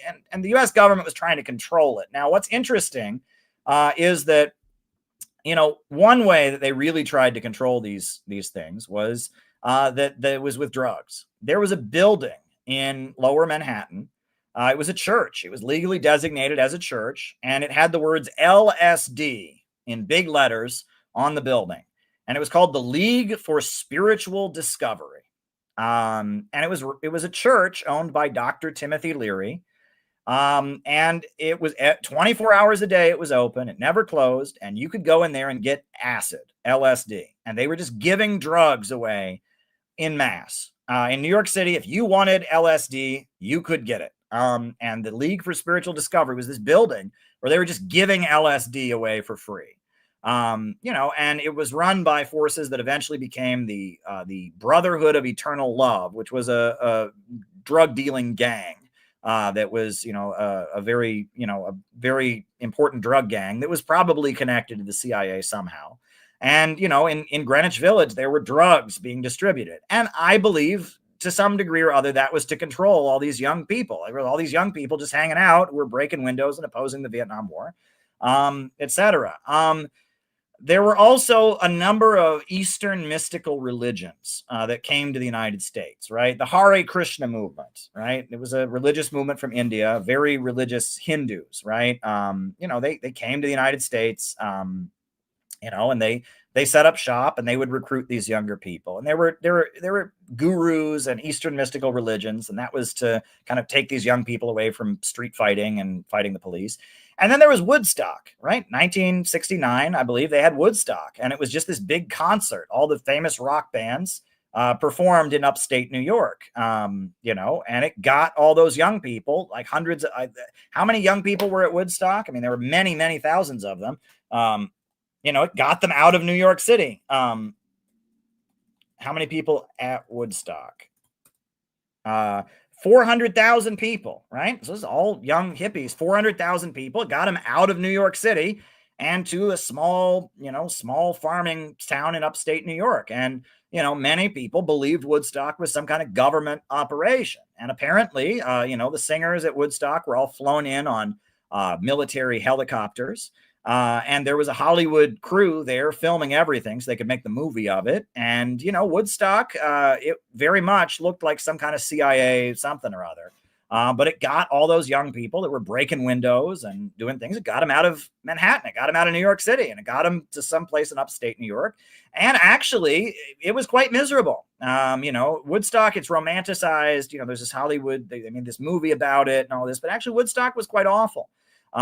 Because there were no toilets at Woodstock, and it rained and people were covered in mud, people, they were all on drugs, and, it was pretty awful. There were multiple people who died at Woodstock. There was somebody, who their appendix burst, and they were in the middle of nowhere and, surrounded by thousands of people. So they just died. There was a couple other people who got run over accidentally by a tractor. They were sleeping. They passed out from drugs in a farm field, and the farmer ran over them with his tractor and killed them. Woodstock was not really a good thing. But it kind of showed that if you get hundreds of thousands of people together, usually if hundreds of thousands of people are together and they have no food, there was barely any food for them, and there's no toilets and all that, generally people riot and rebel. But drugs, if you get them all doped up on acid, and that's what they were doing, is they were distributing drugs. There were free drugs at Woodstock, and they were giving LSD out like crazy. And so, if you get a group of people out there, no bathrooms, no food, but you pump them full of drugs and you play loud rock music at them and you have a bunch of flashing lights, they don't riot. It's pretty wild. It's like, you read about Woodstock. Woodstock was actually a pretty awful thing. And then the mainstream media played up. See, it was peaceful. There was no violence. Well, that's the crazy thing. If you get a whole bunch of people, if you get hundreds of thousands of people to one spot and you don't feed them and you don't give them bathrooms, shouldn't there be violence? I think there should be, right? The people should say, no, we're angry. You tricked us into coming out here. Right. And, they should revolt, but they didn't because they were all drugged up. And then the media is like, see, it was peaceful. Well, again, it was mind control. It was manipulation. It was almost like some kind of sick experiment. If you think about Woodstock. And I know Sam Morrissey, the founder of the Workers' World Party, hated Woodstock. He said, this isn't political. And it got all these young people who could have been in the city protesting And instead it got them out in the middle of the woods, doing drugs and shitting in the middle of the woods. And, I mean, you look at it, Woodstock was not a very good thing, but it was an attempt to control the fact that there were all these young teenage, 20-year-old kids in New York City who were hanging out, a lot of whom were involved in these various communist groups and breaking windows and involved in activism and all of that. So it's all important to think about. But anyway, we'll keep going. So in May of 1970, right? So in Ohio, you had the Kent State massacre where students were protesting the Vietnam War, right? The USA, the Vietnam War expanded into Cambodia. The US government had lied and said that they were not bombing Cambodia. And then Richard Nixon got on TV and said, well, actually, we are bombing Cambodia. So people started protesting all over the United States. At Kent State University in Ohio, 4 students were shot dead and killed. And, at Jackson State in Mississippi, 2 students were shot dead and killed. And so all over the United States, anti-war protests exploded. Well, in New York City, in May of 1970, supporters of Richard Nixon, who were construction workers, they were members of the construction trades union. They didn't like the protesters. They supported the Vietnam War.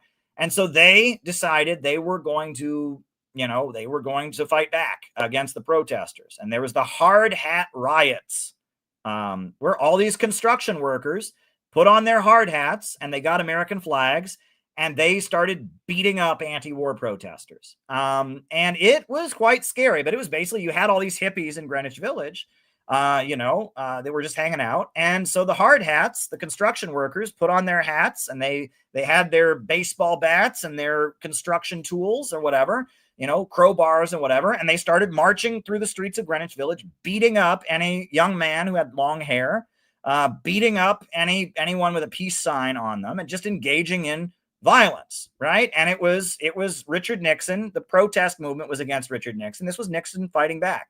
Nixon felt that the protesters were against him, and they were, and so, the construction workers, the hard hats, they went and fought the hippies.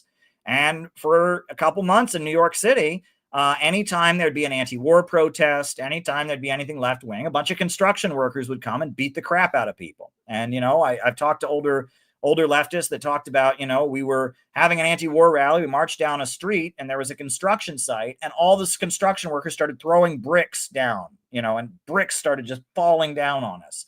Right. And it was a pushback, right? That, there was so much unrest and there were all these hippies out there that, this was the right wing pushback. It was the Hard Hat Riots, May of 1970. During this time, there was a TV program that became popular. It was called All in the Family. And it's about a family, a multi-generation family. And the dad is a construction worker, a hard hat, who supports Richard Nixon and is right-wing and anti-communist. His name is Archie Bunker. And the son is supposed to be a young hippie, right? And the show focuses on them arguing, mainly because Archie Bunker, the dad, is a racist. And the show is pretty liberal and kind of, Archie Bunker is the ignorant racist dad. That show, All in the Family, was a very, very liberal show. And it had an episode about gay rights. There was actually an episode where they, the son, Meathead or whatever his name is, he makes friends with a gay couple. And Archie Bunker said, well, God made Adam and Eve, not Adam and Steve. Right. And that actually, it's funny because when I was a kid, that was the main anti-gay talking point. And it came from Archie Bunker. It was supposed to be a stupid thing that stupid old racist Archie Bunker said. God made Adam and Eve, not Adam and Steve. And when I was a kid, I didn't know it came from Archie Bunker. I just thought it was a thing that Christians that were against homosexuality said. But actually, it came from Archie Bunker. Richard Nixon saw the episode of Archie Bunker about the gay couple, and he was horrified. And there's actually a recording of Richard Nixon having a meltdown in the Oval Office, and it's like a recording. And he's like, "Oh my God, we're gonna go the way of the Roman Empire. The Roman emperors were all a bunch of fags. This is awful." I mean, it's but it was a culture war. There was a pushback going on, And Richard Nixon very much was aligned with the FBI and COINTELPRO. But the media, a lot of the arts, and Europe in particular, the French government and, West Germany and stuff, they were not supporting the Vietnam War. They wanted the USA to pull out of Vietnam. There was a fight in the ruling class. the New York Times and the Washington Post were against Richard Nixon. The Pentagon and the FBI were with Richard Nixon. The CIA was against Richard Nixon. There was a fight in the ruling class. And, hard hat riots were Richard Nixon and the FBI and the Pentagon, and the hippies, they were with the CIA that was providing the drugs, and they were with the Western European governments. And, it was a fight in the ruling class. The Yankee and Cowboy War. I recommend reading that book. And, like I said, the peace parades were paid for by Riverside Church and the Rockefellers. And this is how these things go, right? So anyway, as the 1970s went on, that kind of culture that I was describing in New York City of the young people out protesting in the street, that faded away. COINTELPRO was used to break apart, a lot of the groups, right? The Black Panthers in particular, Black liberation organizations were murdered by COINTELPRO, Fred Hampton in Chicago and other things. In New York City, they went after a lot of the Black organizations. The Black Panther Party split. So you had the West Coast Black Panthers that followed Huey Newton, and they started doing, the free breakfast program, Survival Pending Revolution. The East Coast Black Panthers followed Eldridge Cleaver, and they began engaging in left adventurous terrorism, murdering police officers, etc. Eldridge Cleaver fled the United States, lived in Cuba for a while, lived in North Korea, and a number of the Black Panthers in New York City that followed Eldridge Cleaver ended up going to prison. There's a number of them that are still in prison that were with that. And there was something called the Black Liberation Army that was formed in New Jersey and New York State among Black Panthers who had followed Eldridge Cleaver. Assata Shakur was one of those, and she's now living in Cuba. She's accused of killing a police officer in New Jersey. And that, there were the Panther 21, which were 21 Black Panthers that were with the Cleaver faction that had been arrested. And, it was, the 1960s, the Black liberation movement was forcibly broken up. People were killed. People were thrown in prison. In addition to that, the political atmosphere just started shifting. I mean, the Vietnam War ended, etc. So the Communist Party USA, which had not really been a part of this, they were the ones organizing the peace parades. As the 1960s political movement started to decline, they had an uptick in membership, and they were a big thing in New York City. I mean, they still had a lot of people. Angela Davis was a college professor in California who was a member of the Communist Party, and she was put on trial and acquitted on a very public trial. And the Communist Party still had buildings and supporters in New York City. Gus Hall was the leader of the Communist Party, had an office in Manhattan on 23rd Street, still there. They still own the building.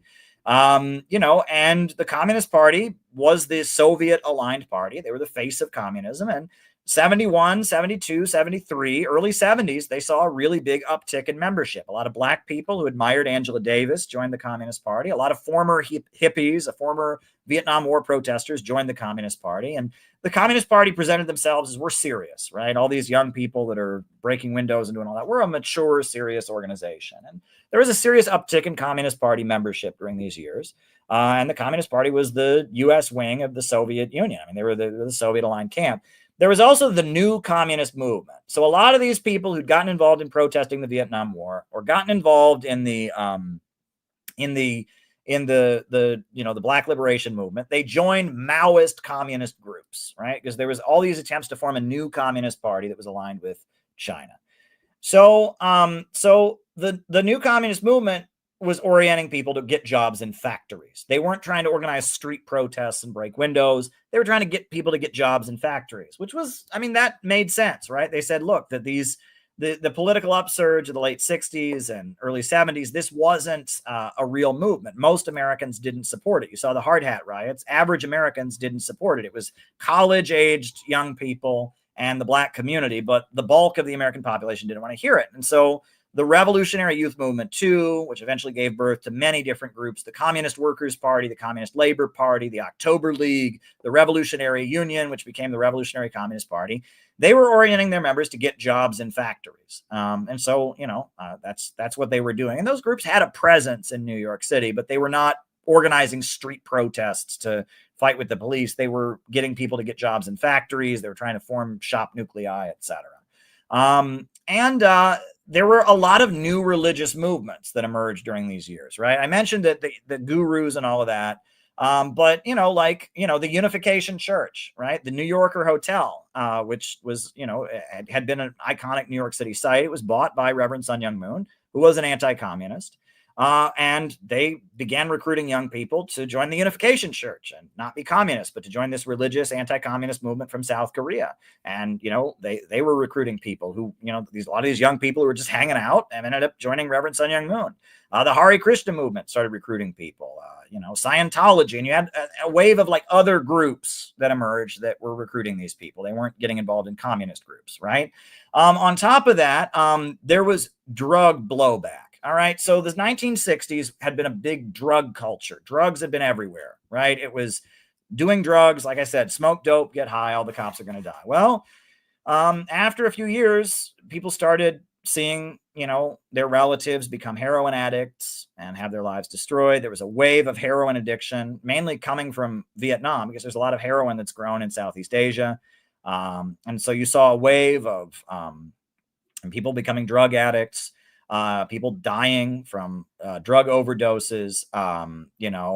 It was pretty awful. And there was blowback to the the drug culture, and a lot of people started seeing the very, very negative results of people being addicted to drugs and the widespread promotion of drugs. And that eventually set the stage for the war on drugs and Ronald Reagan and all of that. So the culture was changing, and you had this blowback to drug use. Now, communist groups had always opposed drug use, other than like the hippie, the Weathermen and groups like that. But most communist groups had opposed drug use. They, drugs were a disease from capitalism. Drugs were bourgeois decadence. Most communist groups had opposed homosexuality, but starting in 1969, you had the gay rights movement. The Workers' World Party supported the LGBT movement. Gradually, being gay became part of what it meant to be a leftist, just like using drugs had become part of what it meant to be a leftist. Neither of those things had been associated with communism before. Communists had said that homosexuality was a disease from capitalism. If you went to any communist country, if you went to Cuba, that you'd ask about gay rights, they'd say, we don't have that here. That's a capitalist bourgeois, mental illness or something. We just don't have that here. And in communist countries, they tended to throw you in jail. If you had drugs, they would put you in jail for a really long time. Cuba would execute drug dealers. And after the Chinese Revolution, they gave the death penalty to many drug dealers. And people went to prison just for having opium pipes because, opium had been a big problem in China before the revolution. And the Chinese Communist Party just wiped out drug addiction. So it was, it was particularly, wild that, that using drugs became associated with what it meant to be a leftist, because that was not, communist groups had not done that kind of thing. And the same with the LGBT thing, right? The gay rights movement, again, communist groups had thought that was decadence, right? I did want to mention, so Bella Abzug, she was elected to the U.S. House of Representatives to represent Harlem.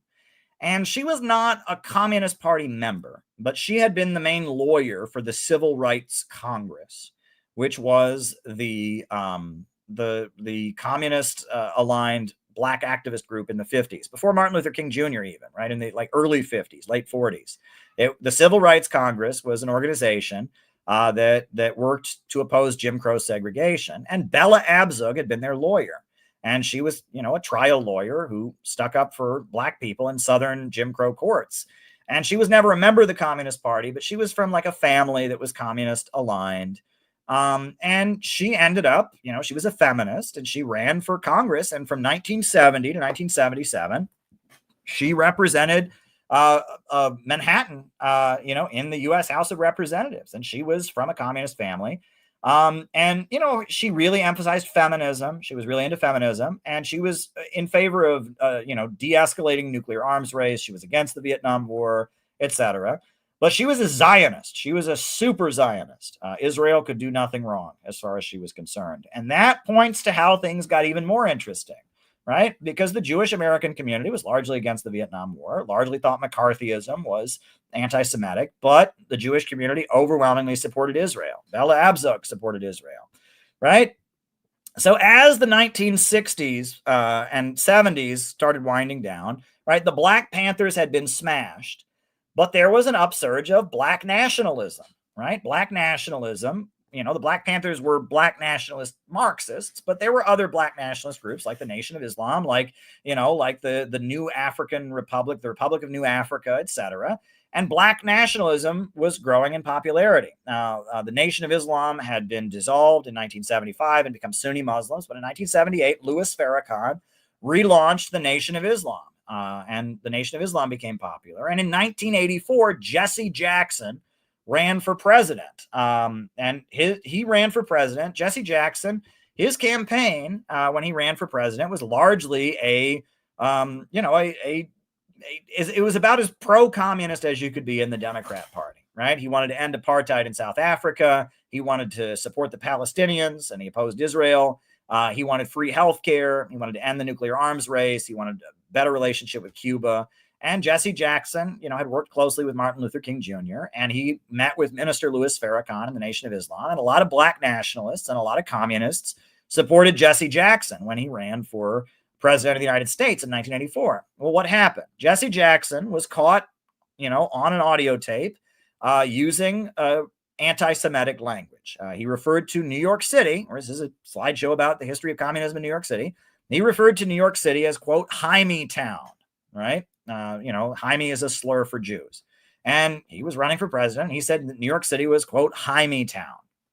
Well, there was a widespread hatred for Jesse Jackson in the Jewish community. He was considered to be an anti-Semite, and he met with Minister Farrakhan. And Minister Farrakhan very much, was opposed to Israel. Very much supported the Jewish community had too much power and was, the Israel lobby, etc.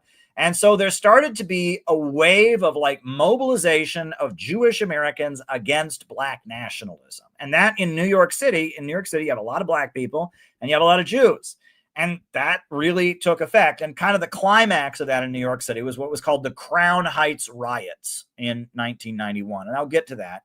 But the fight between Zionist Jews and black people in New York City is a really big, long-lasting fight. It started in Canarsie. Well, you could say it started with Marcus Garvey. When Marcus Garvey, went to prison, he blamed Jewish people for it. But there was an event. There was a group called the Jewish Defense League, the JDL. And a lot of people don't know this. A lot of people think the JDL started as a Zionist group. It actually started as an anti-black organization. There was a Jewish neighborhood in Queens called Canarsie. Is it in Queens or Brooklyn? It's a Jewish neighborhood called Canarsie. Right? Where is Canarsie? It's in Brooklyn. A Jewish neighborhood in Brooklyn called Canarsie. And there were black families who moved into Canarsie. And the Jewish Defense League would break their windows and burn their houses down to keep black people out of this Jewish neighborhood. And they were called the Jewish Defense League. And they were formed to prevent black people from moving into this Jewish neighborhood. They were the Jewish Ku Klux Klan, basically, right? We all know the White Citizens Council, the Ku Klux Klan. If a black family moves into the suburbs, they threaten them and push them out of the neighborhood. Well, that's what the Jewish Defense League was. The Jewish Defense League was the same thing. It was just Jewish rather than, white European or whatever, right? And, so the JDL, and it was led by Rabbi Meir Kahane. And Rabbi Meir Kahane, he had written a book, Why Jews Should Support the Vietnam War, right? That was his big book that had circulated. He was just this rabbi who was very anti-communist and very pro-Israel and, supported the Vietnam War. And he wrote this book, Why Jews Should Support the Vietnam War. And he formed this group of people called the JDL that went around trying to block black people from moving into Jewish neighborhoods. And then when the 1967 war happened, right, there were many communists that supported Egypt and supported the Soviet Union in opposing Israel. And so Meir Kahane got baseball bats and weapons, and they went and attacked the communist protests that were opposing Israel. And when the Black Panthers came out against Israel and started opposing Israel, they would go and attack the Black Panthers. And a lot of black nationalists were sympathetic with the Arab people. A lot of black nationalists, felt that Israel was oppressing the Arab people, were opposing Israel. And there was a feeling that Jewish people had tried to manipulate the black liberation struggle for their own reasons, etc. And so a lot of black nationalists really did not like Israel and did not like Zionism. And the Jewish Defense League, the JDL, really did not like black people, right? And they would fight each other. And this was a big part of New York City politics in the 70s and 80s, with Jesse Jackson accused of anti-Semitism, etc. The climax of this was in 1991. There was if I'm not mistaken, there was a Jewish, an Orthodox Jewish man hit a black person with his car. And did he kill them? I don't know exactly what happened. It was the Crown Heights riots. I don't know the history very well, but it's a neighborhood in Brooklyn called Crown Heights. And there was, what was it? It was in the aftermath of a fatal crash. A 7-year-old child of Guyanese descent, right? A black child from Guyana was hit by a car. It was hit by, unintentionally struck by a driver who was running a red light who was Jewish, right? So a Jewish guy killed a young black child in a car accident.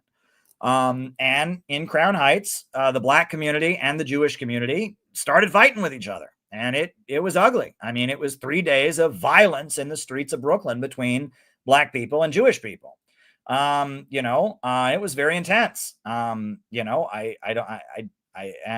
least 2 people died, 129 people arrested, a lot of people injured. And it was, a fight between the Jewish community and the black community. And it was pretty intense. And there was a lot of feelings, a lot of the black community was, supporting Jesse Jackson or supporting black nationalists who were resentful of Israel. A lot of the Jewish community was supporting Zionists who, thought that Jesse Jackson was anti-Semitic, etc. Al Sharpton was quite popular, rising in popularity, and that this was an event that happened. And this is a big part of New York City politics, black nationalists versus Zionists.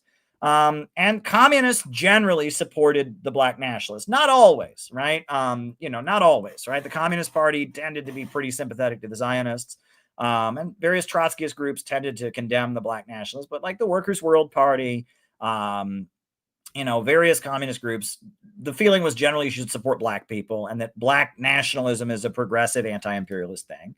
And so, there was a feeling that, if you were a communist in New York City, it was your duty to kind of stand with the black nationalists who were being accused of anti-Semitism as the Zionist leaders of the Jewish community were kind of rallying them against black nationalists. That was a big part of New York City politics during these years, was that. And, that resentment still exists. I mean, there is still a very large resentment against Zionists in the black community in New York City. And I mean, it's a really big part of, if you look in the black community in New York City, there's a strong feeling that Zionists have targeted and they have targeted black leaders. There's a strong feeling that, that Zionists hate black people, which is not necessarily true. There's a lot of Zionists who are very pro-black, and there's a lot of black ministers that are very pro-Israel, but hardcore right-wing Zionists like Meir Kahane certainly hated black people and certainly were racist. So it's a tension that's a big part of New York City politics that really flared up in the 1970s and 80s, kind of climaxing in the Crown Heights riots. Now, New York City is also a center of the LGBT movement, right? Greenwich Village, if you were gay, that was one place you could go. And Greenwich Village was home of the Stonewall Uprising. 1969, there was a bar. There's a bar called the Stonewall Inn. It was known as a gay hangout spot. And every so often, the police would raid the bar and beat people up for being gay, right? It was illegal to be gay. Homosexuality was technically a crime. It was sodomy or whatever. It was illegal. And, and they had laws against cross-dressing, right? You had to be wearing at least 3 items of gender-specific clothing. Cross-dressing was illegal. And so every so often, they would just raid the gay bars and beat people up. Well, one night in 1969, they went to go raid the bar, and the community fought back. I mean, it was in the context of the counterculture in the 60s, et cetera. And, people were going out and fighting the police all the time. And so you had the Stonewall riots where gay people went out and fought with the police. And, like cross-dressers, took their high heels and were using them to punch police and breaking windows. And it was kind of the defining moment of the gay rights movement. And, out of that, you get gay pride and gay rights. Now, what's interesting is there was a person who was a member of the Workers' World Party at that time named Leslie Feinberg. And Leslie Feinberg, everyone had assumed Leslie Feinberg was a man, right? Because she presented as a man, but she was, biologically female. But she, looked like a man in every conceivable way. And she was a member of the Workers' World Party, who was just a very active member of the party. She was originally from Buffalo, New York, and moved to New York City. And she was a very active leader of the party. And she came out as being transgender. And she wrote a book called Diary of a Transsexual, which is the first trans rights pamphlet ever published. It was published by the Workers' World Party and written by Leslie Feinberg. And it was about, how she walked around. Everyone assumed she was a man, but she was actually biologically female. And Leslie Feinberg became this very important LGBT leader who was a communist, who was a member of the Workers' World Party. And most communist groups, until about the mid-'80s, most communist groups said homosexuality was a bourgeois decadence, was the term that was used, or they would say that it was male chauvinism, right? That if men were gay is because they hated women so much they wouldn't even have sex with them, right? And a lot of communist groups had the position it was okay to be a lesbian, but you couldn't be gay, right? And that's, there was, I think, the Revolutionary Communist Party, the RCP, which was a big Maoist group, they said that, that it was okay to be, a lesbian because, lesbianism was often a response to the oppression of women. Women are raped or sexually harassed, they become lesbians as a response to it. But they had to affirm that lesbianism was not the answer. Communism was the answer. So you could be a lesbian, but if you were gay, that wasn't permitted, right? And a lot of the communist groups said homosexuality is illegal. And so it's unnecessary, illegal activity. It's, adventurous because you're doing something illegal. A lot of communist groups said that homosexuality is not working class. And really until like the mid-'80s or early 90s, most communist groups forbid homosexuality. But the Workers' World Party didn't forbid homosexuality. And the gay rights movement was considered to be a leftist communist thing, right? The gay rights protests often had Vietnamese liberation flags next to the rainbow flags. Often the speakers at gay rights rallies in the 70s and 80s would speak against capitalism, would speak in support of communist governments around the world.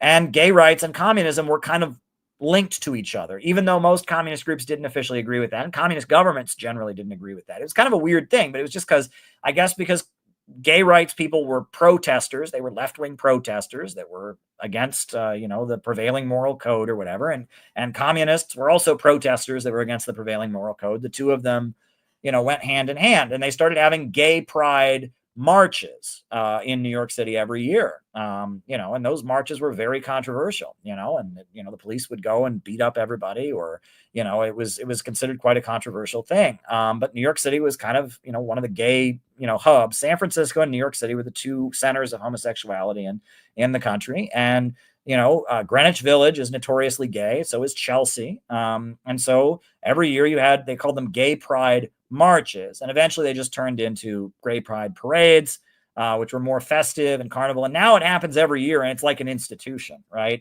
Pride. They just call it Pride. It's not a march. It's not a parade. It's Pride. And it's this big thing that happens in New York City every year. It's just like all the banks and, the police department and the fire department. And it's just, I don't know. It's just like a part of New York City culture. And it makes sense because New York City needs tourist dollars. New York City is a gay party center, right? Gay people from all over the world come to New York City to go to bars and party and drink and dance and stuff. And so the gay clubs of New York City are a big part of it. So the city of New York basically every year sponsors what was originally a kind of a subversive thing, right? These gay people would go out. It was illegal to be gay, and they'd have parades and announce they were gay at risk of losing their jobs. It was very common to lose custody of your children for being gay back then. If you were gay, it was assumed you might be a child molester, so your children were taken away. But now Pride is just part of New York City culture. In early June, just, on Pride, there's usually a Sunday that they have the Pride Parade. They say, stay out of Manhattan, right? It's just crowded, and it's just part of New York City culture, Pride. But historically, Pride was, subversive, and, it was a protest, a demonstration. Then it turned into more of a festive parade with a political gay rights edge. And now it's just part of the city. It's just part of the institution. It's kind of interesting how these things have developed. The AIDS crisis hit New York City very badly in the 80s. And it was, gay men. They were the community where AIDS was spreading most rapidly, though there's plenty of straight people, plenty of women who have AIDS. But AIDS spread very rapidly in New York City among gay men. And the AIDS crisis, there was a lot of protesting about it. What's interesting about the AIDS crisis is that many people, people didn't know what was going on. right? There was a lot of fear that AIDS could be spread, by breathing or by spit or something like that. People didn't know that AIDS was spread in a very specific way. There's a lot of panic and fear about the AIDS crisis. And what's interesting is that, obviously, the folks that were opposed to homosexuality were saying that AIDS was like showing that gay people were dangerous. Right. So that there was a lot of people that were anti-gay, and they were also very much saying the AIDS crisis was like, was part of why being gay was dangerous and all of that. So there was a lot of protesters. They called them ACT UP, and people that were demanding the U.S. government do more research into curing AIDS, provide more services for people with AIDS. And so that there was a lot of protests among the gay community demanding that. And it was ACT UP, and they would do zaps. They would go and disrupt events and stuff like that. That was a very big thing. However, many of the communist governments around the world believed that AIDS was a U.S. government conspiracy. And that was in the Soviet Union. They believed that AIDS was a U.S. government device, right? That the U.S. government had created this virus to kill people. And Saddam Hussein's government in Iraq believed that. And Cuba also believed that. And so, the gay rights groups started protesting against the Cuban government because the Cuban government, they didn't know, the Cuban government started quarantining people with AIDS because they didn't know. People didn't know what was going on in the Soviet Union. If you had AIDS, I understand that they quarantined you because they didn't know how it was spread, and they thought it might be a U.S. government bioweapon. They didn't know what it was. Iraq did that, and Cuba also did that. Well, they started mobilizing gay people to oppose Cuba. And this was kind of the beginning of George Soros, woke, and all of that, right? Is they started having gay protests against Cuba, right? Cuba is quarantining AIDS victims and putting them in camps. And that was interesting. And the gay groups, started protesting Cuba. Now, Leslie Feinberg, this is leader of the Workers' World Party, to her credit, she opposed that. And she would go and disrupt those events and say that if you're gay, you should stand with Cuba, and gay people must stand in solidarity with Cuba. But also, and another thing is that Workers' World Party believed and published in their newspaper that AIDS was a U.S. government, creation. I don't think they think that anymore. I never heard anyone talk like that when I was in the group. But if you read their old newspapers from the 80s, they believed that because communist governments said that, and that's what communist governments believed. And honestly, it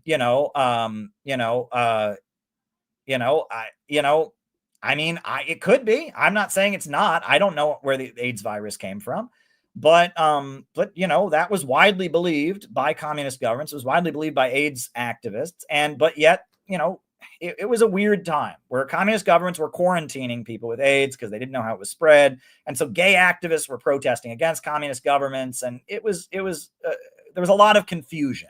And this is kind of the beginning of the left being confusing. Now, I'm skipping through a lot of things, right? Because we're going through New York City history. But so 9/11, right? We got through the 90s. We're in 9/11, right? We talked about the fight between black nationalists and Zionists and how that's still kind of ongoing, but the Crown Heights riots are part of that. We talked about the LGBT thing in New York City. 9/11 happened in New York City, right? 9/11, horrendous event. A lot of innocent people who worked in the World Trade Center died. A lot of emergency aid workers died. It was obviously very, very horrendous. And there was a lot of, usually New York City is a stronghold of liberal folks, right? The Democrat Party runs the city. You have a lot of activists and immigrant communities and stuff here. But after 9/11, there was a widespread feeling. People were just traumatized by what had happened. There was widespread American flags everywhere in New York City. There was also a lot of, people wanting revenge, and they were, Muslims who got beaten up, people, and Sikhs who are not Muslims, but they wear turbans, got beaten up on the streets of New York City. And there was a lot of anger. But there's a strong left in New York City. And right after 9/11, the main slogan that was used by leftists was to oppose the war on terror was, "Our grief is not a cry for war." And that was a way of saying, look, we're very sad about 9/11, but war isn't the answer. It's kind of pacifist. Our grief is not a cry for war. Vengeance isn't the answer.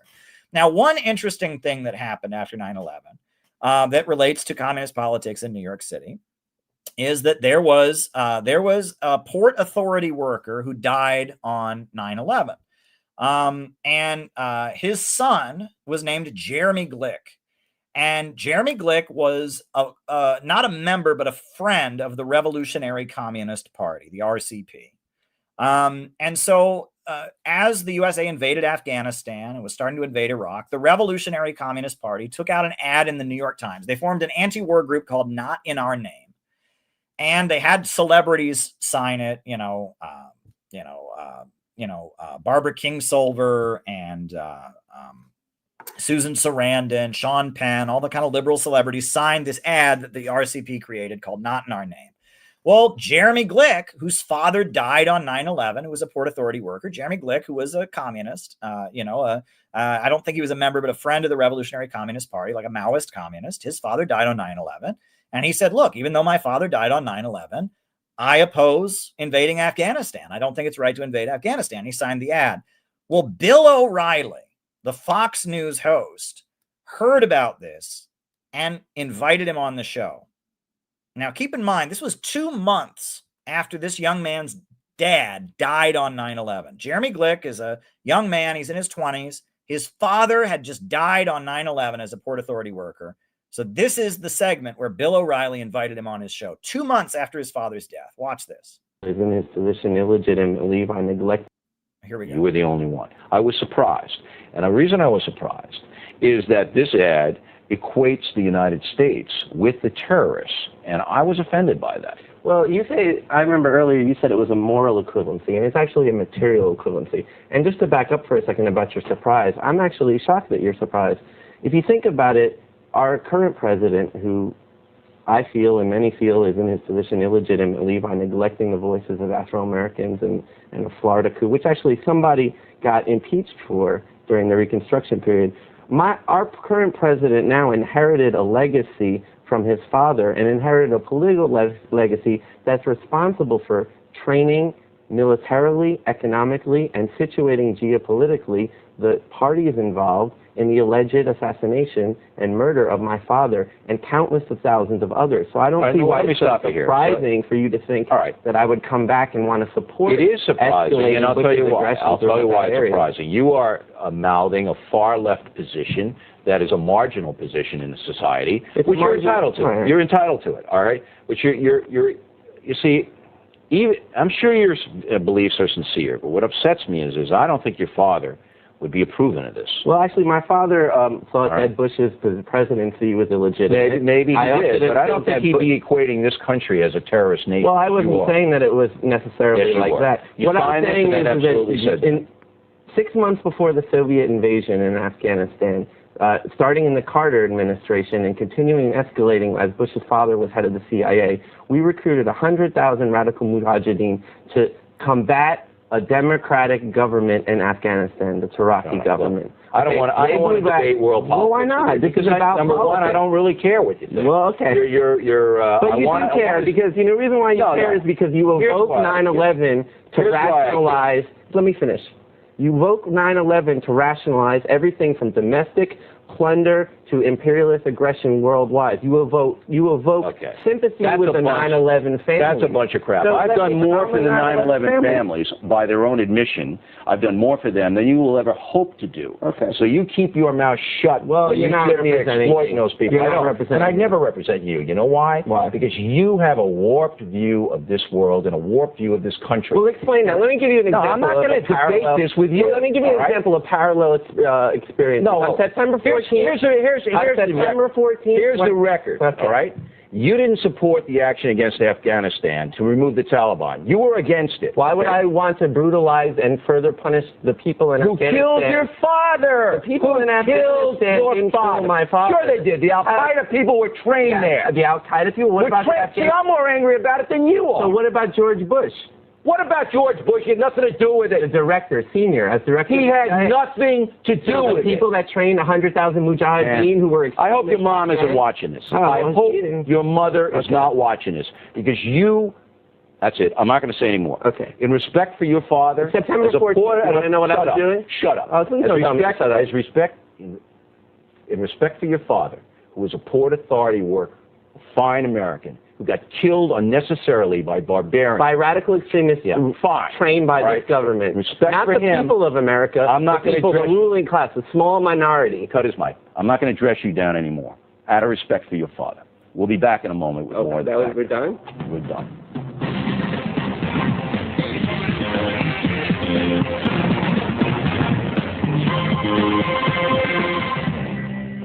And so, yeah, I mean, his father had just died on 9/11.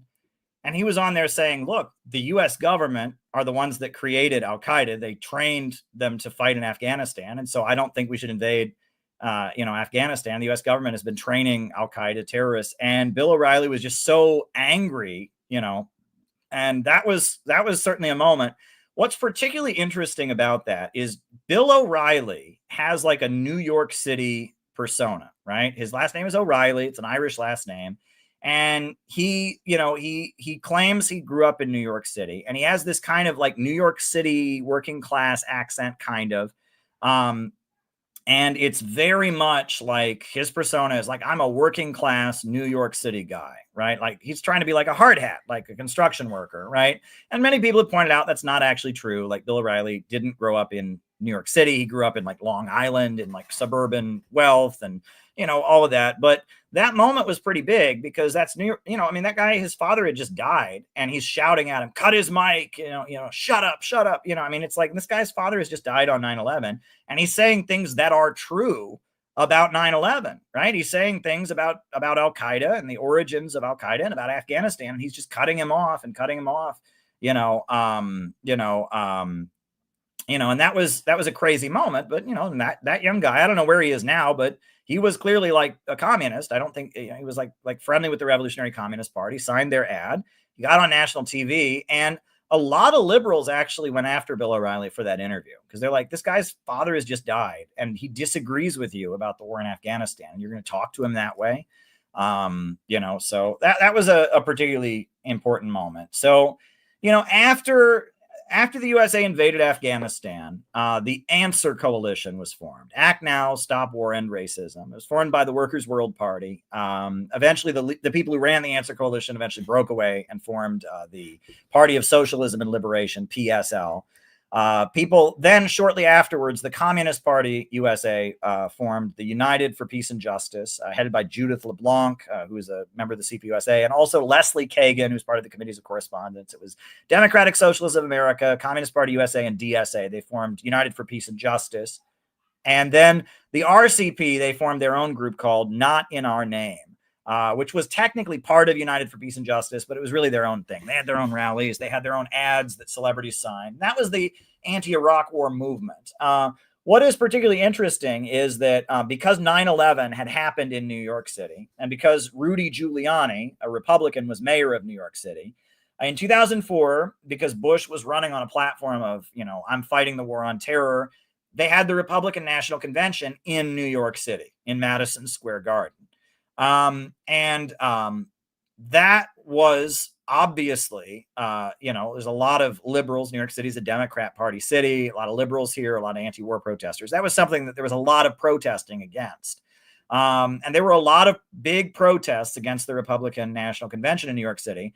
But there was some crazy things that happened. For example, there was a day of preemptive arrests that happened. That was particularly wild. And I covered that when they finally got payment, but basically, because they didn't want there to be protests on a certain day, they just arrested everybody. And they just had a list of people, that were arrested, just rounded up, it was like, they didn't want there to be protests. Like they had a big if I remember correctly, I wasn't there. I was in high school at the time, but, my understanding is that, they had the big protests like the day before the convention. And then during the convention, they didn't want there to be any protests outside of it. So the NYPD had a list of people and they just went and arrested all of them without charges to prevent them from protesting. And they sued the city of New York, and they sued them and they sued them and they sued them. And finally, I think they all got like, $50,000 or something from the city of New York for wrongful arrest because they didn't do anything.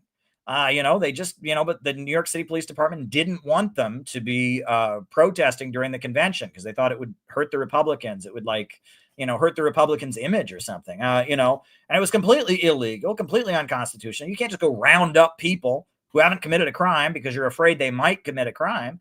But stuff like that has happened. I mean, and stuff like that happened during Occupy Wall Street, too. I mean, it was particularly wild, but, and they sued the city, and it was years of court proceedings before they got big checks, and they got big checks. I mean, they got big settlements from New York City. That is a completely illegal thing to do. You can't just round people up, because, to keep them from protesting.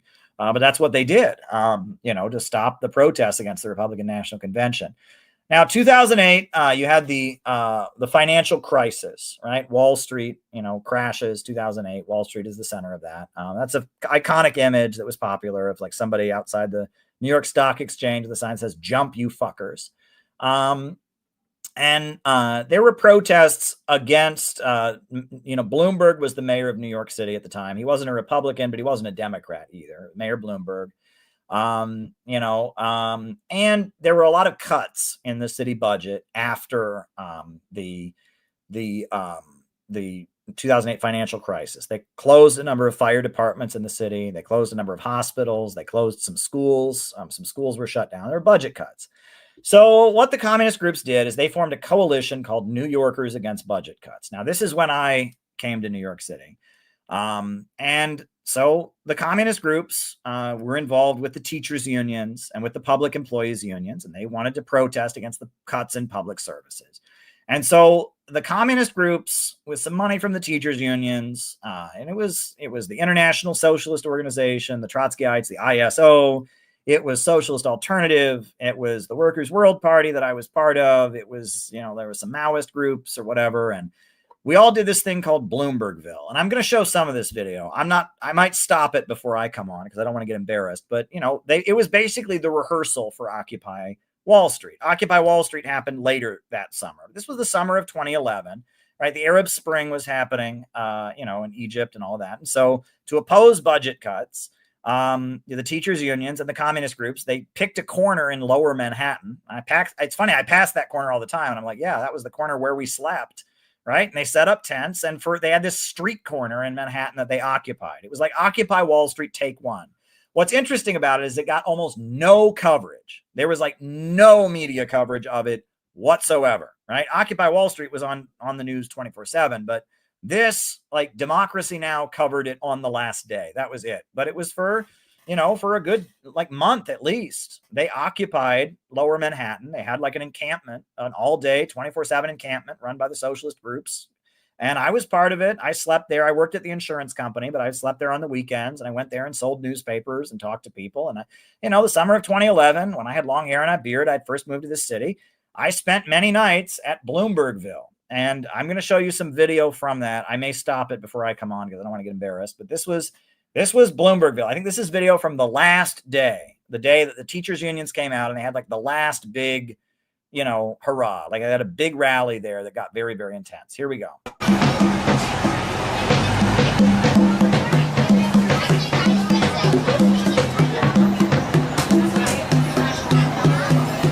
They say cut back. We say cut.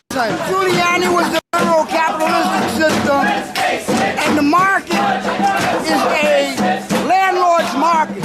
It's the same planned shrinkage plan. The closing of firehouses, closing of hospitals, planned shrinkage to get rid of the poor and disproportionate people of color.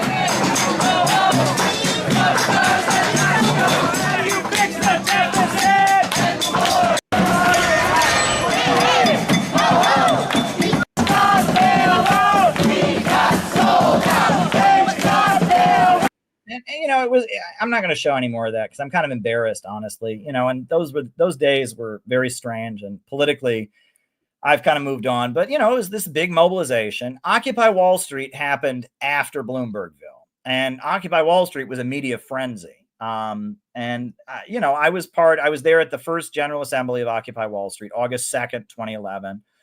We had like a rally, New Yorkers Against Budget Cuts, on Wall Street, and the Occupy Wall Street people came, and Occupy Wall Street got way more attention. Bloombergville had been kind of suppressed, and it got pretty messy on the last day. Let me just put it that way. There was a lot of violence on the last day of Bloombergville.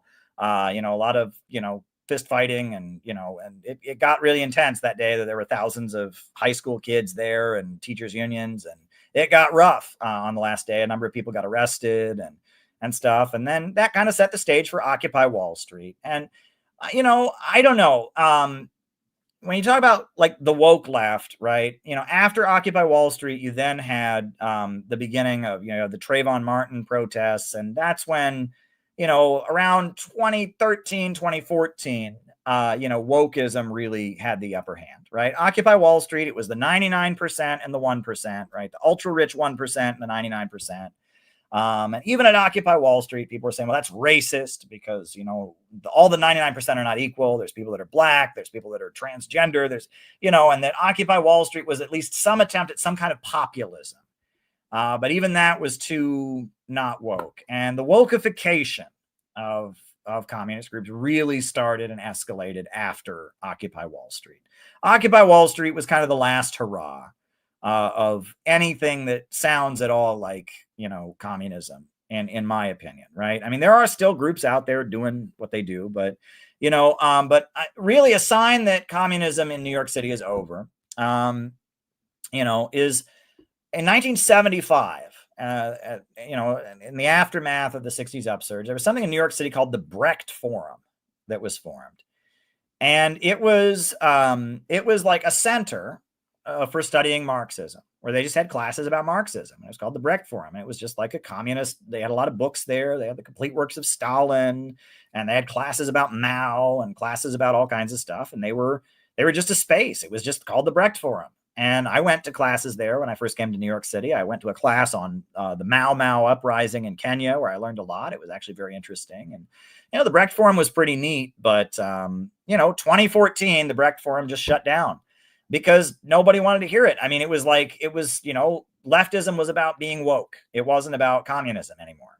1983 in New York City, there was something called the Socialist Scholars Conference that happened every year. And it was all these academics that were socialists and Marxists, Trotskyites, etc. And in 2005, they called it the Left Forum. And every year I would go to the Left Forum when I first moved to this city. And there'd be thousands of people at the Left Forum. Every communist group you ever heard of would have a literature table.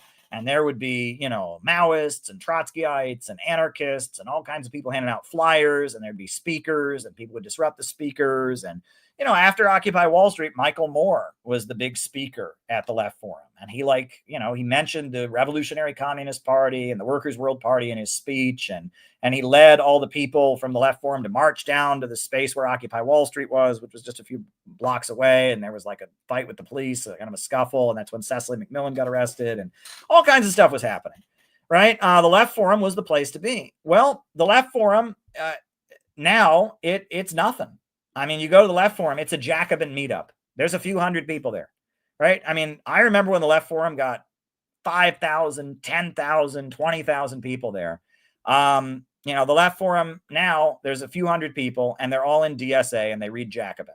And it's the Jacobin fan club, the AOC re-election committee, the Bernie Sanders AOC re-election committee, a bunch of college professors writing about white skin privilege and transgender and whatever, are there, and nobody else is there. All the groups are gone.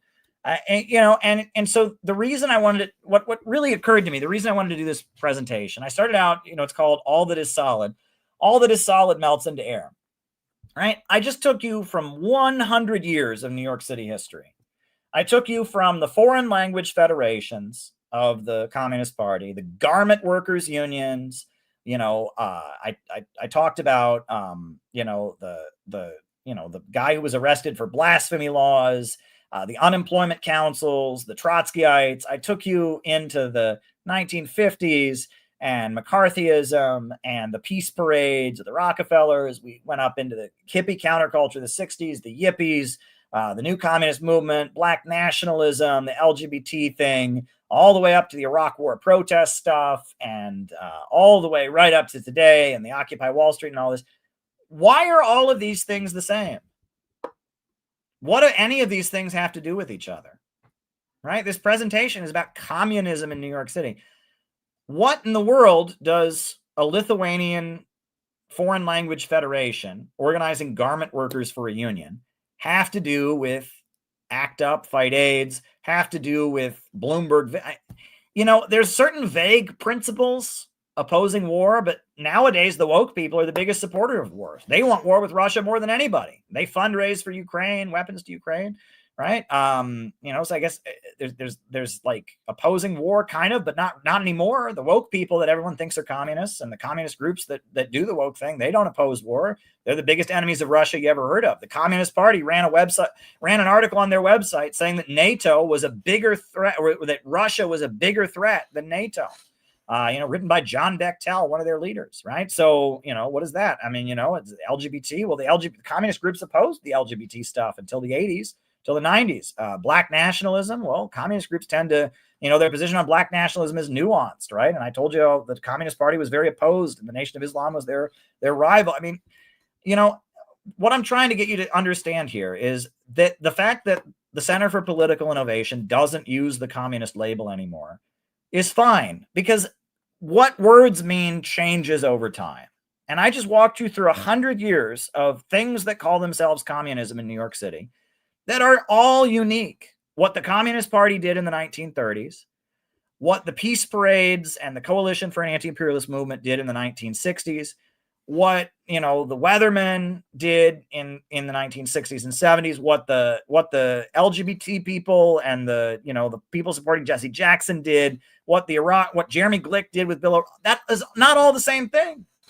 And you can say, well, there's certain things they agree on, there's certain foundations they agree on. Well, yeah, but you could say the same thing about the Socialist Party that came before them, right? You could say the same thing about, Horace Greeley. He wasn't a communist, right? He was a Christian socialist and an abolitionist who had the Republican Party newspaper in the 1860s. There's not, if you want to pick this game and say, well, I am doing communism in the 1920s and 30s, doing communism in the 50s and 60s, doing communism in the 80s, doing communism today, what does all of this mean, right? This is, and if you're trying to recreate the past, you're always going to fail, right?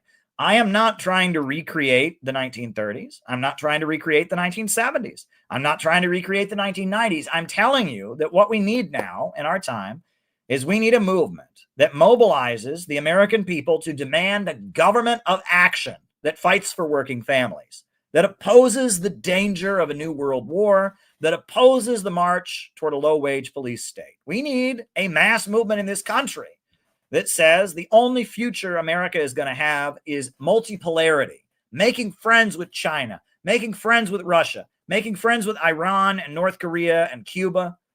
That's the only future America has. The Western imperialist financial system is dying, and the new economy centered around the BRICS countries and centered around the Belt and Road and Ibrahim Traore in Africa and Burkina Faso and Bolivarian socialism, that's the future.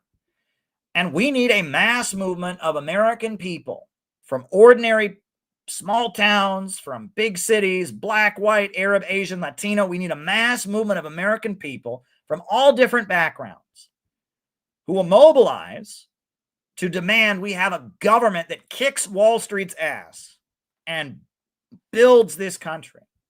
That's what we need. And if that sounds like communism to you, fine. But to the 99% of people in America who call themselves communists, that's not what they want. So, we're doing something different. And communism and studying the history of communism can be part of what we're doing, but we are fundamentally doing something different. We are innovators. We're doing innovationism. And what matters is what you get right and what you get done. And so I wanted to just go over the history of communism in New York City to show you that it changes constantly and that we're in a new phase now, right? We're in a new phase. We can't organize a garment workers union because there's not any garment factories anymore, right? We can't, we're not going to organize, all the young people of Greenwich Village who are just hanging out to go protest the Vietnam War, because there's not a lot of young people in Greenwich Village who are just hanging out. It's really damn expensive to live in Greenwich Village now. We're not organizing gay rights activists to act up and fight AIDS, and we're not doing that. I mean, all this stuff is different. The world is changing, and what calls itself left at this point has been thoroughly wokeified. It's not anti-imperialist. It is anti-working class. And we have to break with leftism completely. Leftism has nothing to do with China, nothing to do with Iran, nothing to do with Cuba, nothing to do with making life better for American workers. They hate American workers. They think American workers are pigs, white privileged people who need to be punished. They're anti-human. They're anti-growth. We're building something new and exciting. We have the history of communism. That's something we've studied, we've learned from, we understand it. And we can use that as a foundation, but we are innovationists. We are building, we are constructing. Long live innovationism. Long live the Center for Political Innovation. Dare to struggle, dare to win. And those are my opening remarks for tonight. Names and locations, folks. Names and locations. I will call you all out as I see you. Who is with us tonight? Names and locations, names and locations. Names and locations. I will answer your questions after we do the roll call. Questions can be sent via Rumble Rant or to Cash App me, Caleb Maupin 22. Hope you're enjoying that presentation. I hope you learned a lot from that history. All right. We got Rory in St. Louis.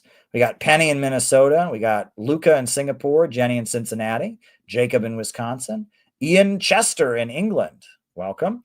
Alyssa in Virginia. Great opening, Brad in Cleveland. Ryan in Kansas City. Chris in Salt Lake City. Patrick in Maine. Names and locations. Rice from Adelaide, Australia. Names and locations. Names and locations. We got Colin in Greensboro. Courtney in Virginia. Utica, New York. Mark Jones. Alex in Brazil. Names and locations, folks. John McPeace in Chicago. Brooklyn in the house. Phil. Jim in Chicago. Welcome, Jim. Deha in Seattle. Welcome, Deha. Good to have you with us. So good to see you, folks. Phil in Miami, Florida. Long live innovationism. Dare to struggle, dare to win. Yeah. I hope folks learned from the presentation. I enjoyed doing it, and I think there's a lot we can learn from that history. If there's people who lived through these events who think I got something wrong or appreciated something I said, I would love to hear about that. Master Jack in South Africa. Names and locations, folks. Names and locations. Anybody else? Names and locations. Names and locations. I see we've got a few Rumble rants that have come in. I got like 1, 2, 3, 4. All right, we got 4 Rumble rants that have come in. If you have any questions, send a Rumble rant, or you can Cash App me at Caleb Maupin 22 and just send me your question. Always happy to answer people's questions. Ozark Mountains, Paul. If any of you are in the LA area, I'm going to be in Los Angeles doing a workshop next weekend, May 24th. You can register down below. And the biggest thing the Center for Political Innovation has ever done is coming up on the July 12th. The 12th of July, we are having the biggest event we've ever done. And we need your support to do this event. If you can give us a contribution to do this event, we have set up a GoFundMe, and we need your support to really pull off this big event. I'll put the link to the GoFundMe in the chat, but we really need a contribution to make this event a success. Here's the link, to the GoFundMe. I'll put it in the Rumble as well. And I made a short video just kind of explaining what we're up to. And then after I show this short video, I will at that point start answering people's questions. And I enjoy doing these PowerPoint slideshows, just kind of going over the history. So, all right. So we're going to do, we'll show the video. And then from there, I'll answer your questions. Here we go. Friends, how you doing today? I'm letting you know the Center for Political Innovation, we are about to do on July 12th, the biggest event that we have ever done. It will be our national gathering in Chicago on July 12th. And it's going to be really, really special. We are talking with a number of important anti-imperialist voices, a lot of different communities. There's going to be musical performances, dance performances. There's going to be great speeches, and it's going to be a whole day gathering dedicated to anti-imperialism. I am committed, and CPI has always been committed to building an in real life network of people. And we carry out real operations. We were at the inauguration of Trump with our Trump and Kim banner saying only peace can make America great again. We were on the streets of Chicago at the Democratic National Convention with a book exposing what Kamala Harris and who she really is and what she's really about, and it was really, really important. We have 1,000 copies of our book about the Houthis that are being distributed with the poster of the convention on the back to people who would never go looking for this. We are putting door hanger flyers on doors of people, again, that would never go looking for this. We're not performing and trying to make ourselves feel good. We're actually trying to build a network of people that can be anti-imperialists in America. And it's not easy to do. It's very difficult in these times to build a real in-life organization. People have their issues. We live in a very strange time, but we have to do it. And we are committed to continuing this project. This video is basically me telling you we need your support. In order to pull off our convention that includes our 7-day program for our members around the country to come to Chicago, includes our huge convention on July 12th, where we're gonna fill up the Midwest Convention Center, in order to have an effective national planning meeting and gathering in Chicago the day after on July 13th. In order to do what we need to do, we need to fill up that auditorium and we need money. And there's really no way around that. We need you to donate to the Center for Political Innovation. We have set up a GoFundMe, and a lot of people have already contributed. We already raised a couple $1,000, but it's not enough.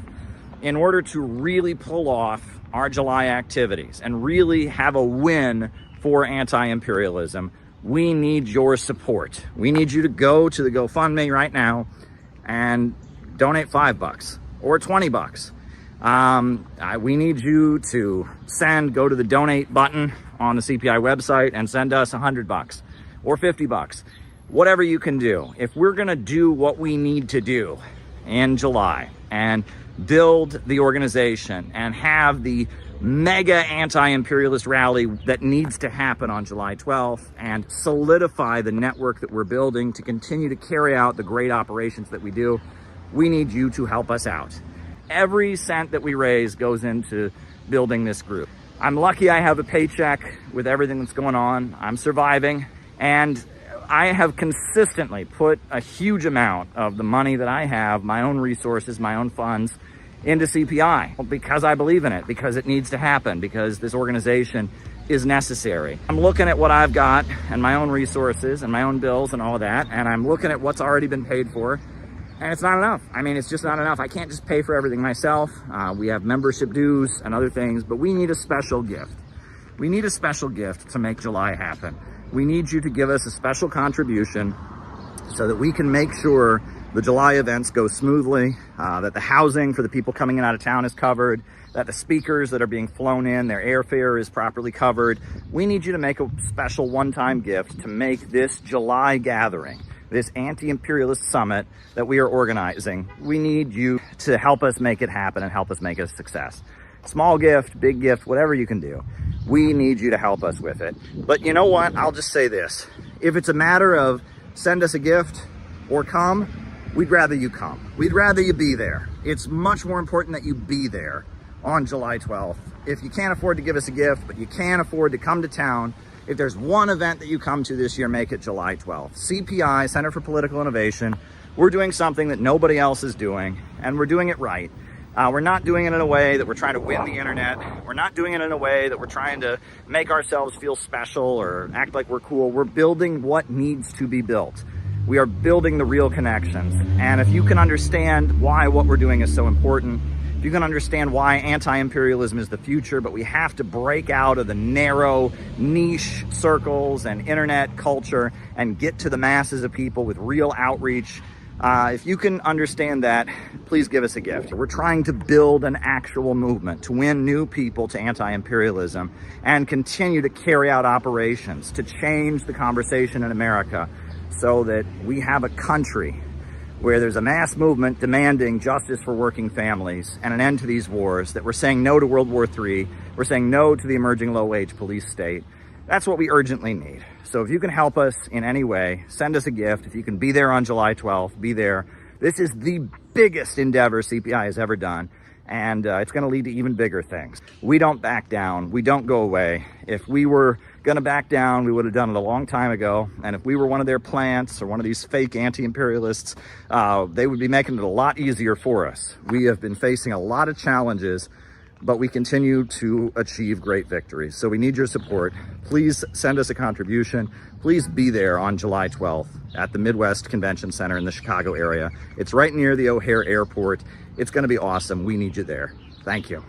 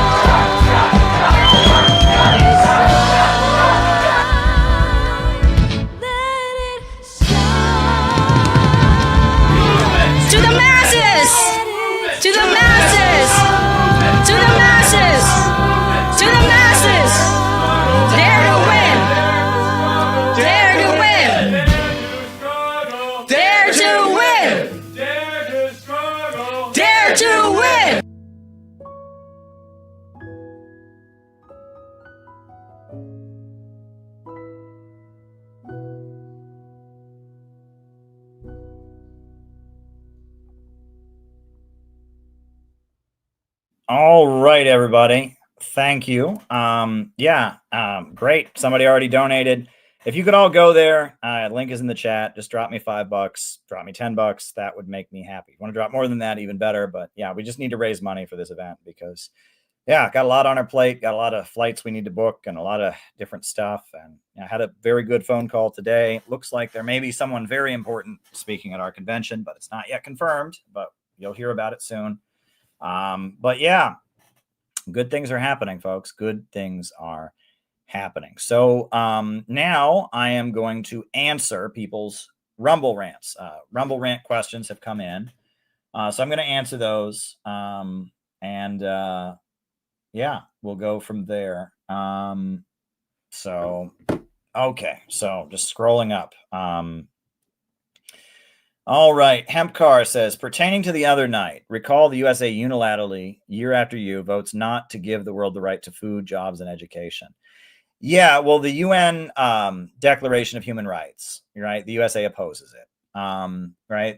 Because it says you have the right, or what is it? The UN, I think it's the UN Declaration of Human Rights. It says you have the right to a job, the right to housing, these kinds of things. And the USA, there's a lot of documents that the USA won't ratify, right? The USA refuses to ratify the UN Declaration of the Rights of Women, the UN Declaration of the Rights of a Child, for various reasons. The UN, when the UN was started, the Soviet Union had a lot to do with it, and the Soviet Union had a lot to do with what the UN became. They were half the world. I mean, the communist bloc was united at that point under the leadership of Stalin, and they were half the UN. China didn't have a seat at the UN. They gave China's seat to the government on Taiwan, but eventually, China eventually got to assume their seat on the Security Council. It's not surprising that the USA generally votes against the UN Charter where it impedes economic rights. So there you go. Have you played Lula's praise of Trump's Ukraine efforts on the stream yet? I don't think I have, right? Do you have a clip of that? John, you can send me. I'll show that. I'd be curious. Lula da Silva, the president of Brazil, praising Trump's Ukraine peace efforts. I would like to show that. John, if you can send me a link of that, I would love to show that. That sounds like something I would show. So if you can send me the link, I will show it. I will show it.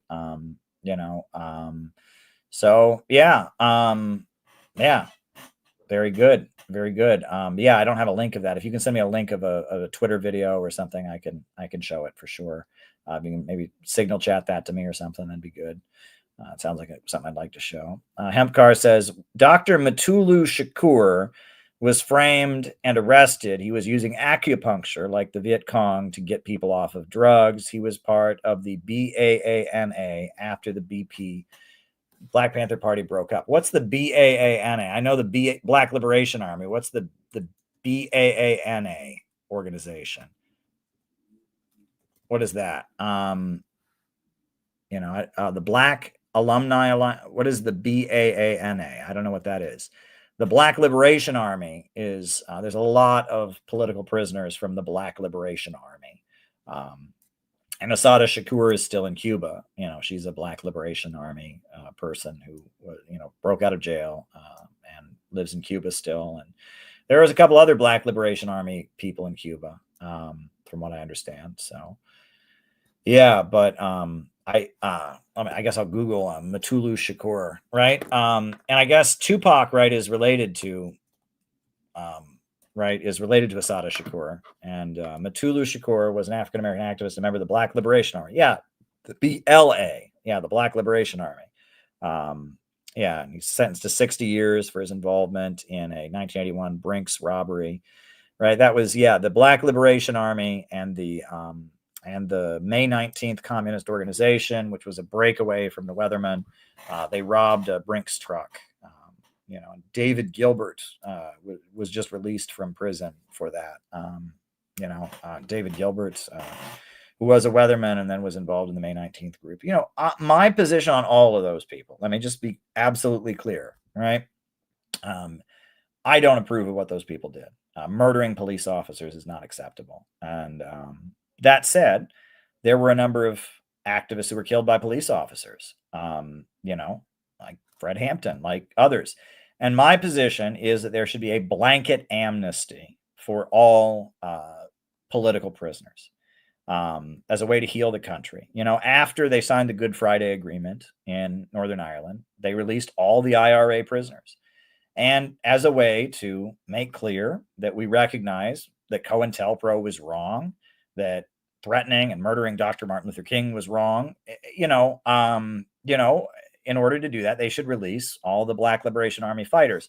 That's not an endorsement of what they did, right? I don't think that what they did was good in any way, right? I mean, murdering some police officer, is that going to help, free Black people in America? I don't think so, right? But that said, plenty of innocent Black people were killed by police. Plenty of Black activists were framed and sent to prison for years. Geronimo Pratt, was a Black Panther leader who was, framed up for years. They framed him for a murder that he didn't commit. And he said, well, I have the perfect alibi. I was at the meeting of the Black Panthers, and I didn't commit this murder.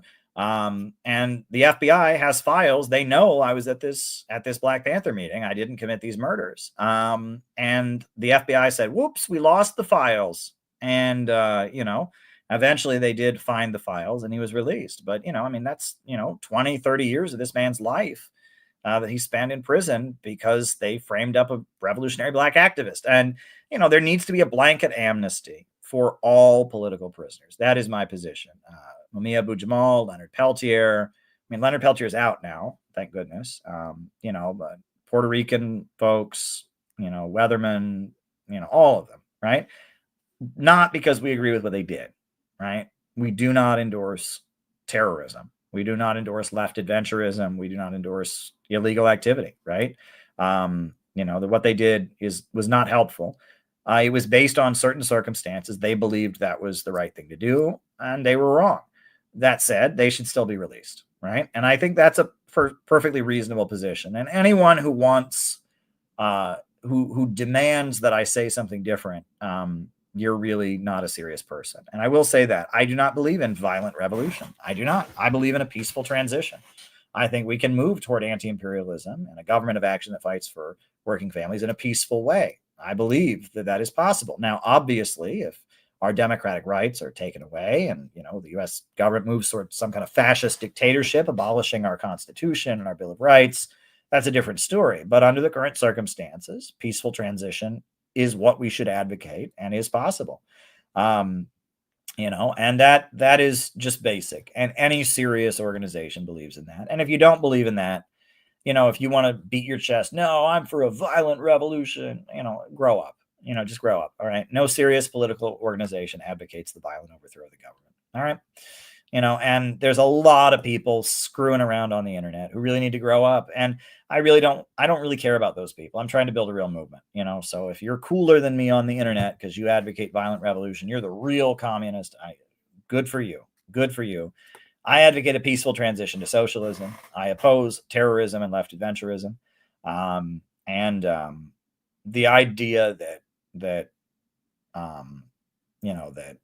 there's somehow something wrong with saying you want a peaceful transition or something like that is absolutely ridiculous and absolutely absurd. And, I really don't have time of day for that. And it used to be when I first started speaking after I left the Workers' World Party, every event I would go to, there'd be somebody who got up and said, well, yeah, don't we need a violent revolution? And I have a feeling those people were FBI agents, right? I have a feeling that was FBI provocation. I do not advocate violence. I do not advocate the violent overthrow of the U.S. government. I don't advocate anything illegal. I advocate a peaceful transition toward a government of action that fights for working families. And, if you're a serious political organizer who really loves America enough to want to oppose imperialism and want us to become part of the new world, then that's what you will advocate as well. I will say, Gabby, CPI member, wrote an amazing article about why she joined CPI, kind of giving her story that we just posted on the website today, called Why I Joined CPI and How We're Building a Movement That Matters. It's a beautiful piece. Go and read Gabby's great article. It's really, really great. I think it's a really great story of just how she got involved with our group. Gabby's been doing CPI stuff for a long time, since 2021. 4 years, Gabby's been working with us, and she's a great organizer, very dedicated. And so go and read Gabby's great article. It's absolutely tremendous. And I'm really excited about everything our organization is doing. Very, very excited. So, John, did you send me the video? If you can send me the video of Lula, I will show it. If you can send me. Dr. William Pepper said Jesse Jackson was FBI since day one. Cynthia McKinney has said this too. Even Ralph Abernathy, from what I've heard. Well, okay, I believe that's possible. Jesse Jackson, but that's the thing. And here's the thing. His campaign in 1984, even if he was FBI, his campaign was a serious national presidential campaign that was supporting the Palestinians, a serious national presidential campaign that was supporting Cuba, that was supporting Nelson Mandela in South Africa, that was, wanting peace with the Soviet Union, and was also supporting labor unions and stuff. And so, okay, he was part of the deep state. Well, there's divisions within the deep state. It's not, the issue is not, we're not voting on whether or not Jesse Jackson is a good guy. At the role he was playing in 1984 was a very important role. And there's a reason a lot of communists supported him in 1984. Later, he didn't play that role. Right? If you look in the 90s, and he was playing a very different role. But there's a reason that in 1984, he was widely accused of being anti-Semitic. The Jewish community was mobilized against him. Israel was denouncing him, and the black community, was rallying behind him, seeing him as, somebody who, would continue the legacy of the black freedom struggle against the prison industrial complex.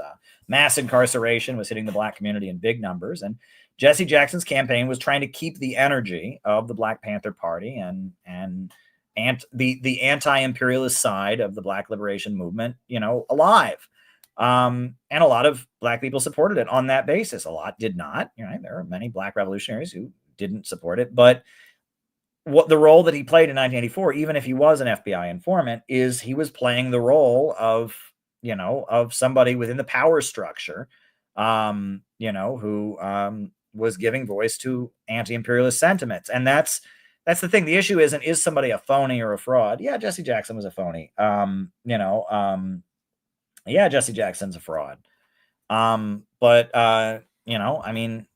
He was a figure within the power structure who was giving voice to good things. That's the point. That's the point. Okay. All right. Okay. Next question. All right. Deha says, great presentation. I camped out at Occupy Wall Street. Well, we probably bumped into each other at some point and didn't know it. Why do current socialist and communist orgs avoid talking about economic plans to uplift the people, instead centered only on social welfare? People still doing the socialism and communism thing. I will say, it's funny because there's a lot of people on the internet calling themselves communists. And there's a lot of conservatives who think all woke people are communists. But in terms of people that are actually building communist groups now in our time, it is a very small number of people. Socialist Alternative still exists. Party of Socialism and Liberation still exists. And they're probably the main danger, right? They're trying to keep anti-war and anti-imperialist sentiments attached to wokeism, which, like oil and water, do not mix. The Communist Party is barely functioning. I mean, they have a lot of buildings and stuff. They have a building on 23rd Street. They've got some offices around the country. They're barely doing anything. There's some other people doing some social media stuff, some stupid performative social media crap, but really there's not really communist groups anymore, right? Because communist groups occupied the left space, okay? And you're not allowed to really, you can't. If you believe in, all the stuff CPI believes in, you're a Nazi, according to the left. You're the enemy, right? If you want, a planned economy to raise people out of poverty, apparently that's like the literal definition of Hitler, man. Look on Twitter, right? There's all kinds of videos on BreadTube explaining that, if you want peace with Russia and China, you're Hitler. You're a crypto fascist, right? You're a Nazi, right? Being a leftist just means you want to build a worker co-op. Being a leftist just means and so the communist groups don't serve any purpose. There's like Socialist Alternative. There's the International Marxist Tendency, and I think just rebranded as the Revolutionary Communists of America. And they have little red flag rallies with pictures of Trotsky, but there's not any real communists in America to speak of at this point, right? PSL is toxic in that they are a woke group, a woke protest club that is trying to attach wokeism to China, trying to attach wokeism to Iran and North Korea. I wouldn't even really say they're communists. They're just a woke protest club, watch their videos on Lenin and, barf. They don't believe in that. There's Trotskyists being Trotskyists, holding red flags and saying we're Trotskyists and trying to sell you pamphlets and, but there's not a communist movement anymore. And that's for the best because history has changed and we're not a communist movement. We're an innovationist movement. We reject dialectical materialism. At least I do, right? There's other people in the group who hold on to it, but we are an optimistic, positive movement that's not preaching vengeance. We're not preaching resentment. We don't have the left aesthetic of tear things down. We are motivated by love for our country. Go read Gabby's great article about why she joined CPI. It's all about how she loves her country. She loves America, right? Patriotism is her primary motivation, right? And yeah, communism is a dead end in America. We need to build a real anti-imperialist movement, a populist movement that fights for working families. But as far as a Marxist-Leninist movement, no, that ship has sailed. That ship has sailed. You can't. You know what I mean? Working people who would fight for their country against the big monopolies and imperialists hate communists because they think communists are woke people. Woke people hate any movement that slightly in any way resembles anti-imperialism or populism that woke people hate. So if you call yourself a communist group, you are just basically setting up for failure. It's a niche. It's an internet niche.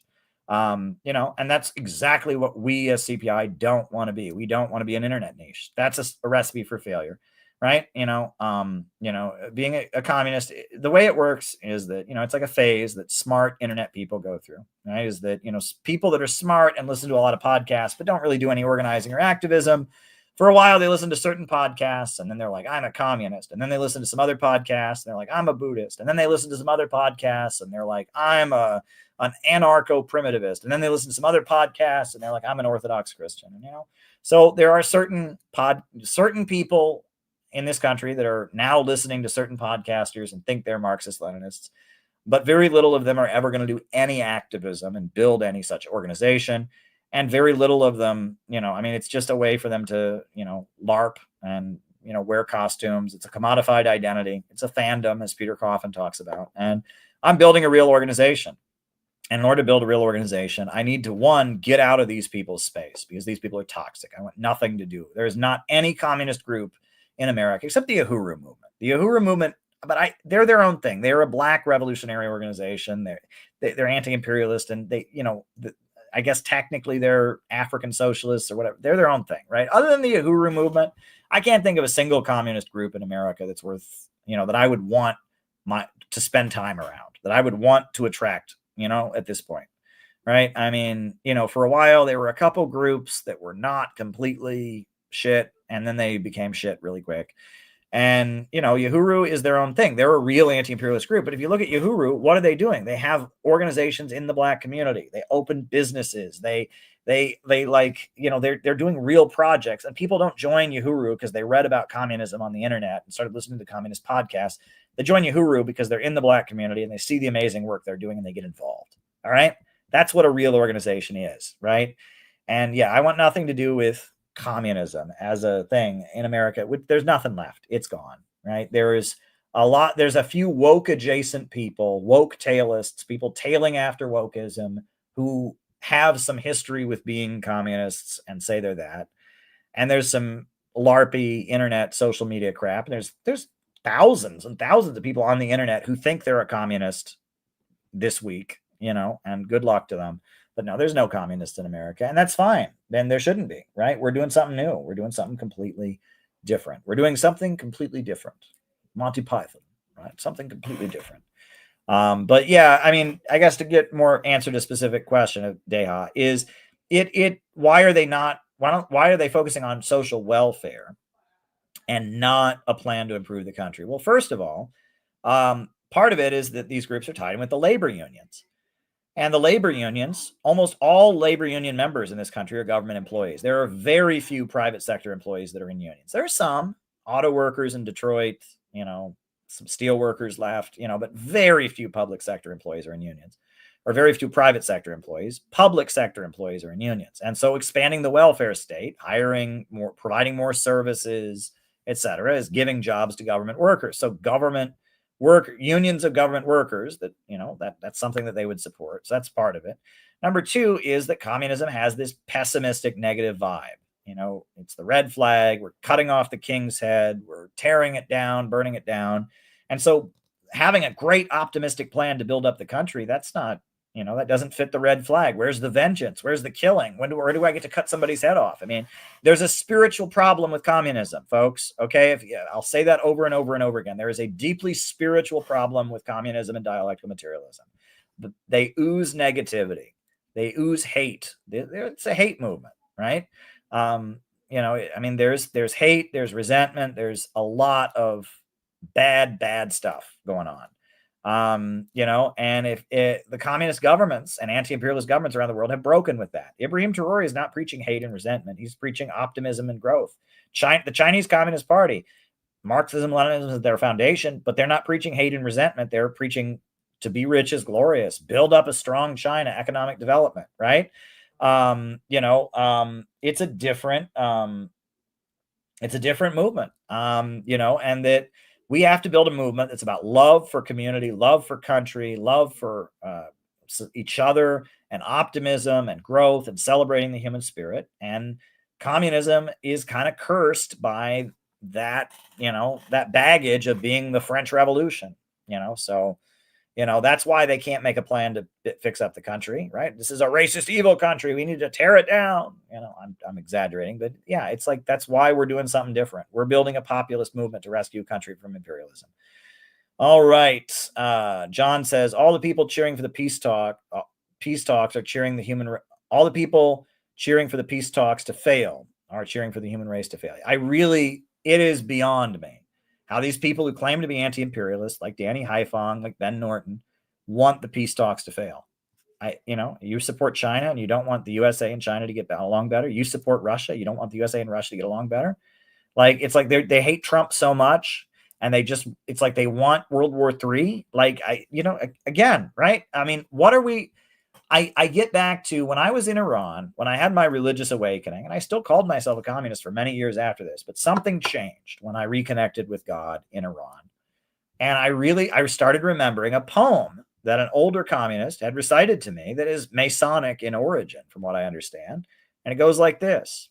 On a busy street in a busy town, I saw them tearing a building down. With a ho-heave-ho and a lusty yell, the men swung a beam and a sidewall fell. So I said to the foreman, are these men skilled, like those you would hire if you wanted to build? And the foreman just smiled and said, no, indeed. Unskilled labor is all that I need, for I can easily wreck in a week or two. that which took builders years to do. So I thought to myself as I walked away, which of these roles have I tried to play? Am I a builder who builds with care, measuring life with a compass and square? Am I living my life by a well-made plan and striving to do the best that I can? Or am I that type that scours the town, content with the labor of tearing things down? Well, I don't want to be a wrecker. I want to be a builder. I think the way to build is with a planned economy, is overcoming the irrationality of the market. That's what I believe, but I want to be a builder. And there's a lot of wrecker energy that comes out of communism in general. And that's, the communist governments around the world, they don't talk that way, but communist groups talk that way. And the communist ideology itself has a flavor of that. And I'm just not doing that. I'm just not doing that. So, and I don't know what more there is to say about it. The fact that anyone could claim to be an anti-imperialist and not want the peace talks with Ukraine to succeed, that is beyond me. There you go. Shank and Jordan on TYT had an explosive fight. Who's Jordan? About whether pro-Palestine left should join with the pro-Palestine right to protest Gaza genocide. Jordan said the pro-Palestine right is fascist, should be rejected, insane. Well, I don't know who Jordan is. I know who Shank Uger is. And that's interesting that Shank Uger said that, because Shank Uger has canceled Jimmy. He needs to apologize to Jimmy Dore. But look, left and right are in the past, right? Because left at this point is toxic and pro-imperialist. Right, believes in, free markets, and, a lot of it is very pro-imperialist also, but there's people on the right that are waking up. There's people on the left that have woken up, and, there's room in the Trump camp to be anti-war. There's not room to be anti-war in the Democrat camp. That could change. It used to be the opposite. It used to be there was no room in the Republican camp to be anti-war, and there was only room in the Democrat camp. Now that's flipped. We go wherever we go. We go wherever we go. We do whatever we need to do, and it doesn't matter. We'll work with conservatives. We'll work with liberals, libertarians, Republicans. We need to build an anti-imperialist movement. That's who we're trying to recruit. And we're not playing the team sports thing, and we're not trying to pin a label, and we're not trying to own a label. We own communism. Oh, good for you. You can have it, motherfucker. We're not doing that. We're trying to build the movement this country needs. That is what we're trying to do. We're trying to build the movement that this country needs. And if we do it right, people will join just because we're there. They won't join because they listen to podcasts on the internet and agree with us. We are not trying to be an internet niche movement. We're trying to be an outreach-oriented movement, and we're very successful. We've changed our internal culture in the lead up to the convention this summer, and we're marching ahead. I believe we're going to have a very successful convention. I do need your support, so send us a donation. That would be great. But, I really believe in what we're doing. We have to be optimistic. We have to be optimistic. All righty. Next question. I think that's all of them. But then John sent the comments from Lula, but not a video, right? And this is Lula da Silva said, I honestly said that despite all the disagreements I may have with Trump, he may have with me, I think his decision on war was important. It's important because you had our friend Biden talking about war every day, talking about destroying Russia every day. Yeah. I mean, AMLO had a better relationship with Trump than he did, look, Trump can be moved. As many bad things as Trump has done, he can be moved to do good things. Whereas with Kamala Harris, with the Democrats, you have completely controlled. So, it's not that we endorse everything Trump has done, and it's not that I think Trump is even doing it necessarily for good reasons. Trump is capable of doing good. He doesn't always do good, but he's capable of it. And the other side is not, So I don't know what more there is to say about it. I mean, and I did an interview with Jamal Thomas that blew up. It's got thousands of views, like 17,000 views, where we talked about Ibrahim Traore, we talked about Trump, and I made this point. And Jamal Thomas strongly disagreed with me, but we went back and forth about it in a very friendly, respectful way. It was a good interview, good conversation we did. We talked about counter gangs. We talked about Trump and Yemen and all that. So, that is my position. We're better off with Trump. We're much better off with Trump than we are with Kamala Harris, as much as I don't agree with a lot of what Trump has done. Trump has done many bad things. The El Salvador thing, awful, right? Deporting pro-Palestine people, awful, right? There's plenty you can complain about, but we haven't had nuclear war yet, and there's some effort to at least end the war in Ukraine. He pulled out of the Red Sea, told Israel, "You're on your own in the Red Sea." There's moments where Trump has a streak of some level of independence that we're safer with Trump in office. The fact that the woke people all hate him, I hate the woke people. The woke people are pretty evil. So there you go. All righty. I think those are all the questions. I hope people enjoyed the slideshow. Again, if there's anybody who had any comments about the slideshow, I'm curious to see them in the chat or leave them as a comment afterwards. I would really like to hear what people think. I am going to cut the slideshow like I always do, and we'll premiere it like next week. I like doing those slideshows because I've studied this stuff in a great deal of depth over the years, and I think that we can learn a lot from them. So thanks everybody. Come to the convention July 12th. Right? If you come to one event this year, come to this convention. We are working so hard to fill up that auditorium. And thank you everybody who makes our community so special and amazing. We are doing amazing stuff with CPI. We're doing amazing stuff. So I'll just throw this out there, right? I got a bunch of my new books in the mail today from Amazon. I've been putting out little compilations of articles that I've written, like chapters from my bigger books as standalone pieces, etc. So, go to Amazon. I've got a lot of stuff now, right? So I showed you already. I wrote, this is my William Z. Foster and the Communist Party. I wrote. I have a thing on the new communist movement of the 70s. I have, what is Bonapartism? But we've also got AI is not the problem, technology and economic crisis, right? That's some good stuff there. We got highlights from class struggle in America, like history articles I've written over the years. I got In Defense of Jerry Healy, right? These all cost less than $10, right? These are all just little pamphlets I've published, right? We got The Siege Has Failed, Why Venezuela Stands Strong Against Globalism, Imperialism. This is a good one. Divisions in the Ruling Class, Conflict Within the U.S. Elite from the Cold War to Today. I've been putting out these little books because it's very easy now to put a book out. I have a lot of material I've already written. And so I'm making like smaller pamphlets now. So if you want them, by all means, they're less than $10 each. And they're available online. And I just keep doing that. They're not new. They're, if you have my older books, these are chapters from my older books. These are articles I've written over the years, but they're important. And I'm proud of the work that I do. So, if you come to the LA workshop, you can get them there. They'll be, cheaper than online at the LA workshop. If you come to the LA workshop, you can buy them at the convention. They'll be cheaper there too. But we're trying to build a community of people that is dedicated to carrying out operations for anti-imperialism in America. That's what we're doing, right? We need an anti-imperialist movement, one that's based on love and building community, one that gives people a place to belong. That's what we're doing. And somebody's got to do it. And, I wish I didn't have to do it. Honestly, I wish I could have stayed in Workers' World Party. I wish that Workers' World Party had gotten their shit together enough that I could be an anti-imperialist journalist and they would do good work, but they went woke. They were going woke and I was going back to God, and we were going two different ways. I didn't want to form my own group so that I could be the center of attention. That's what's always alleged. It's so funny. There's a lot of projection that goes on. But, people say, oh, Caleb, you started CPI because of your ego. Really?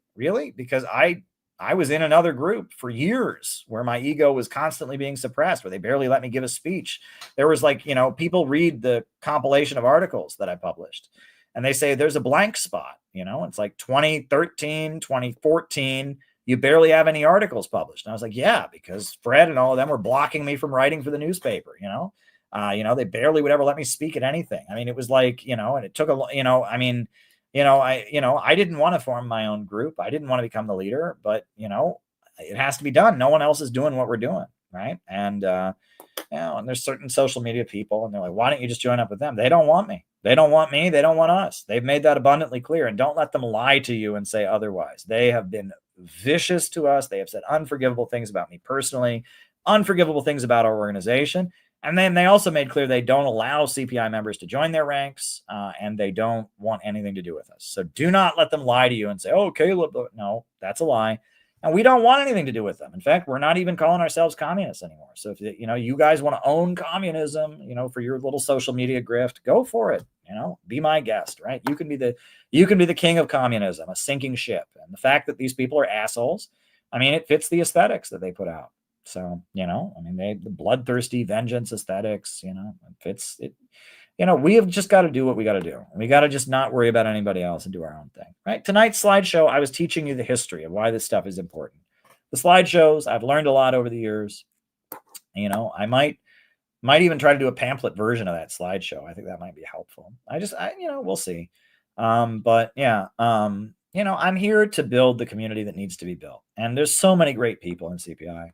And we're helping people. This community offers people support.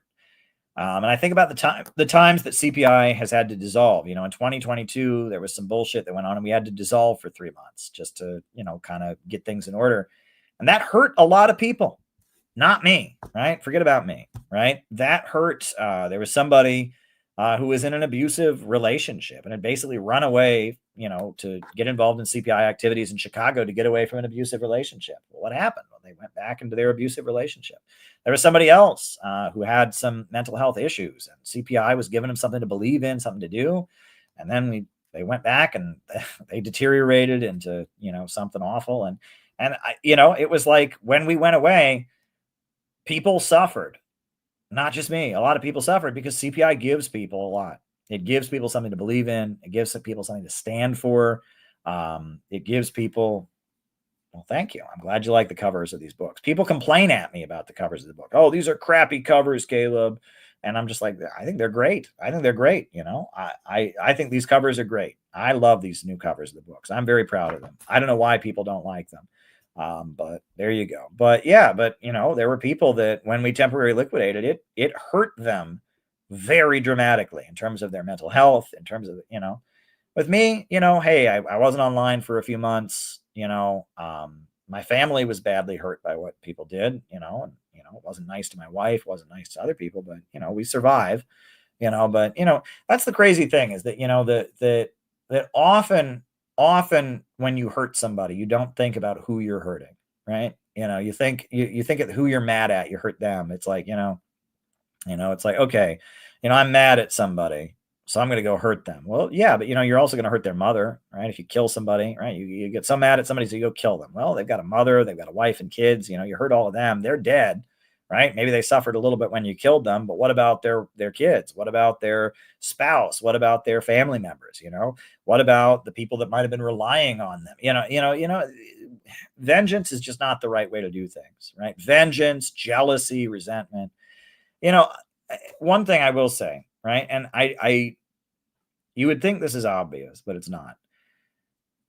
If you're unhappy with what you have and you harm somebody else who has it, who you perceive as having what you don't have, you don't automatically get what they have, unless you rob them, right? And I guess, if you want $50 and somebody has $50 and you go steal that $50 from them, then you get the $50 unless, I guess, but for the most part, if somebody has a good life and you fuck them up, you don't get their life. It doesn't get transferred to you automatically.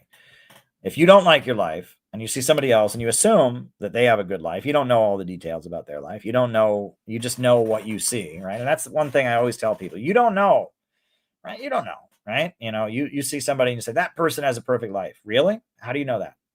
Right? What you know about someone's life is very little, right?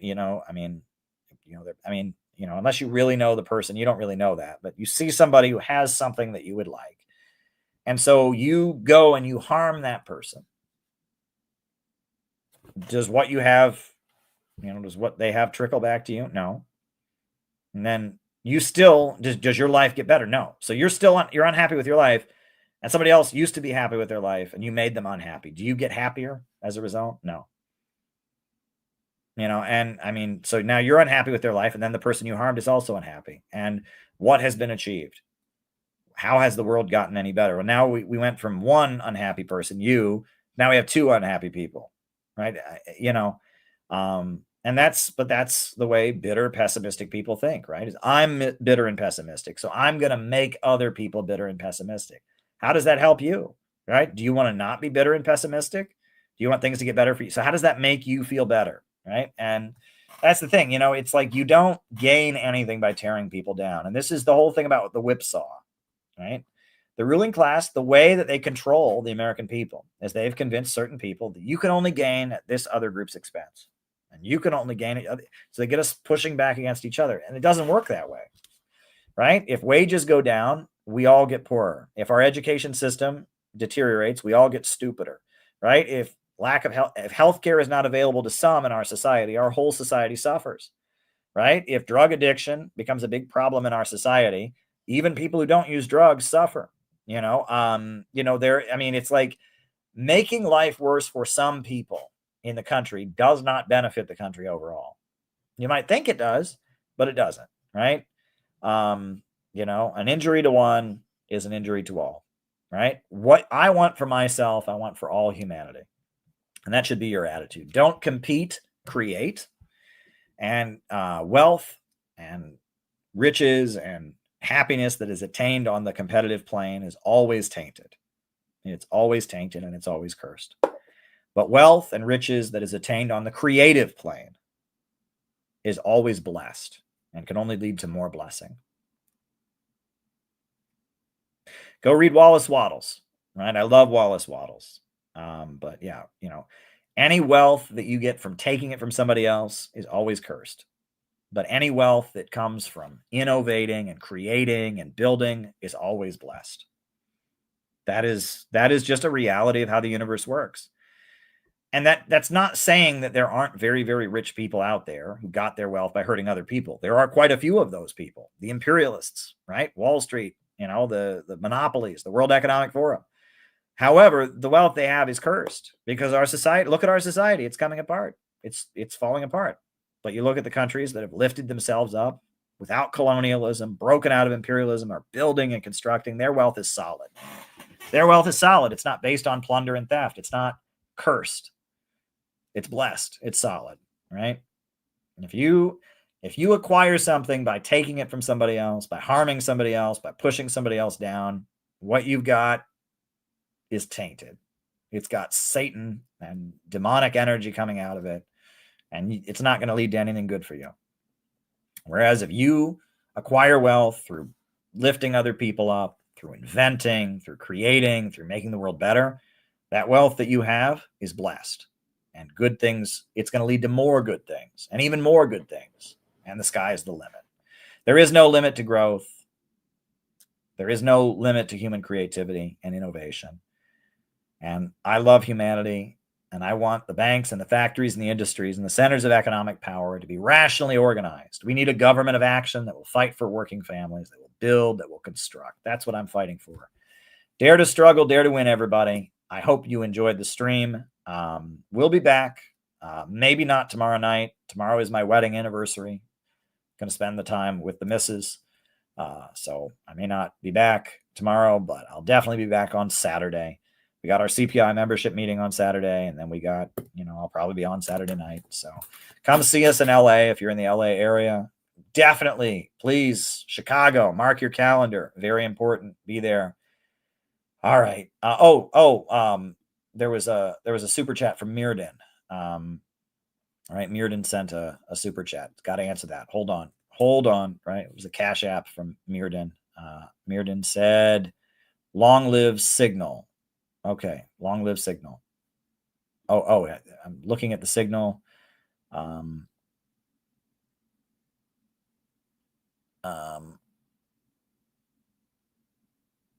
confused. Okay.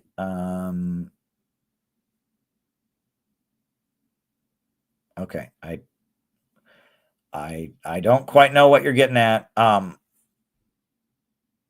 Okay. I'm a little lost, Mirden. Maybe if you want to send me your question, I can answer it on a future stream. I am a little bit lost. I do not know what you are getting at, good sir. But that's okay. I do appreciate the super chat for $3.50. And if you want to send me the question, I can answer it in a future stream. I have no idea what you're talking about. All right. Okay. All right. So, yeah, going to close the stream down now. It's been fun. Dare to struggle, dare to win. All right. New upsurge in the struggle against U.S. imperialism is now emerging throughout the world. Ever since World War II, U.S. imperialism and its followers have been continuously launching wars of aggression. But the people of various countries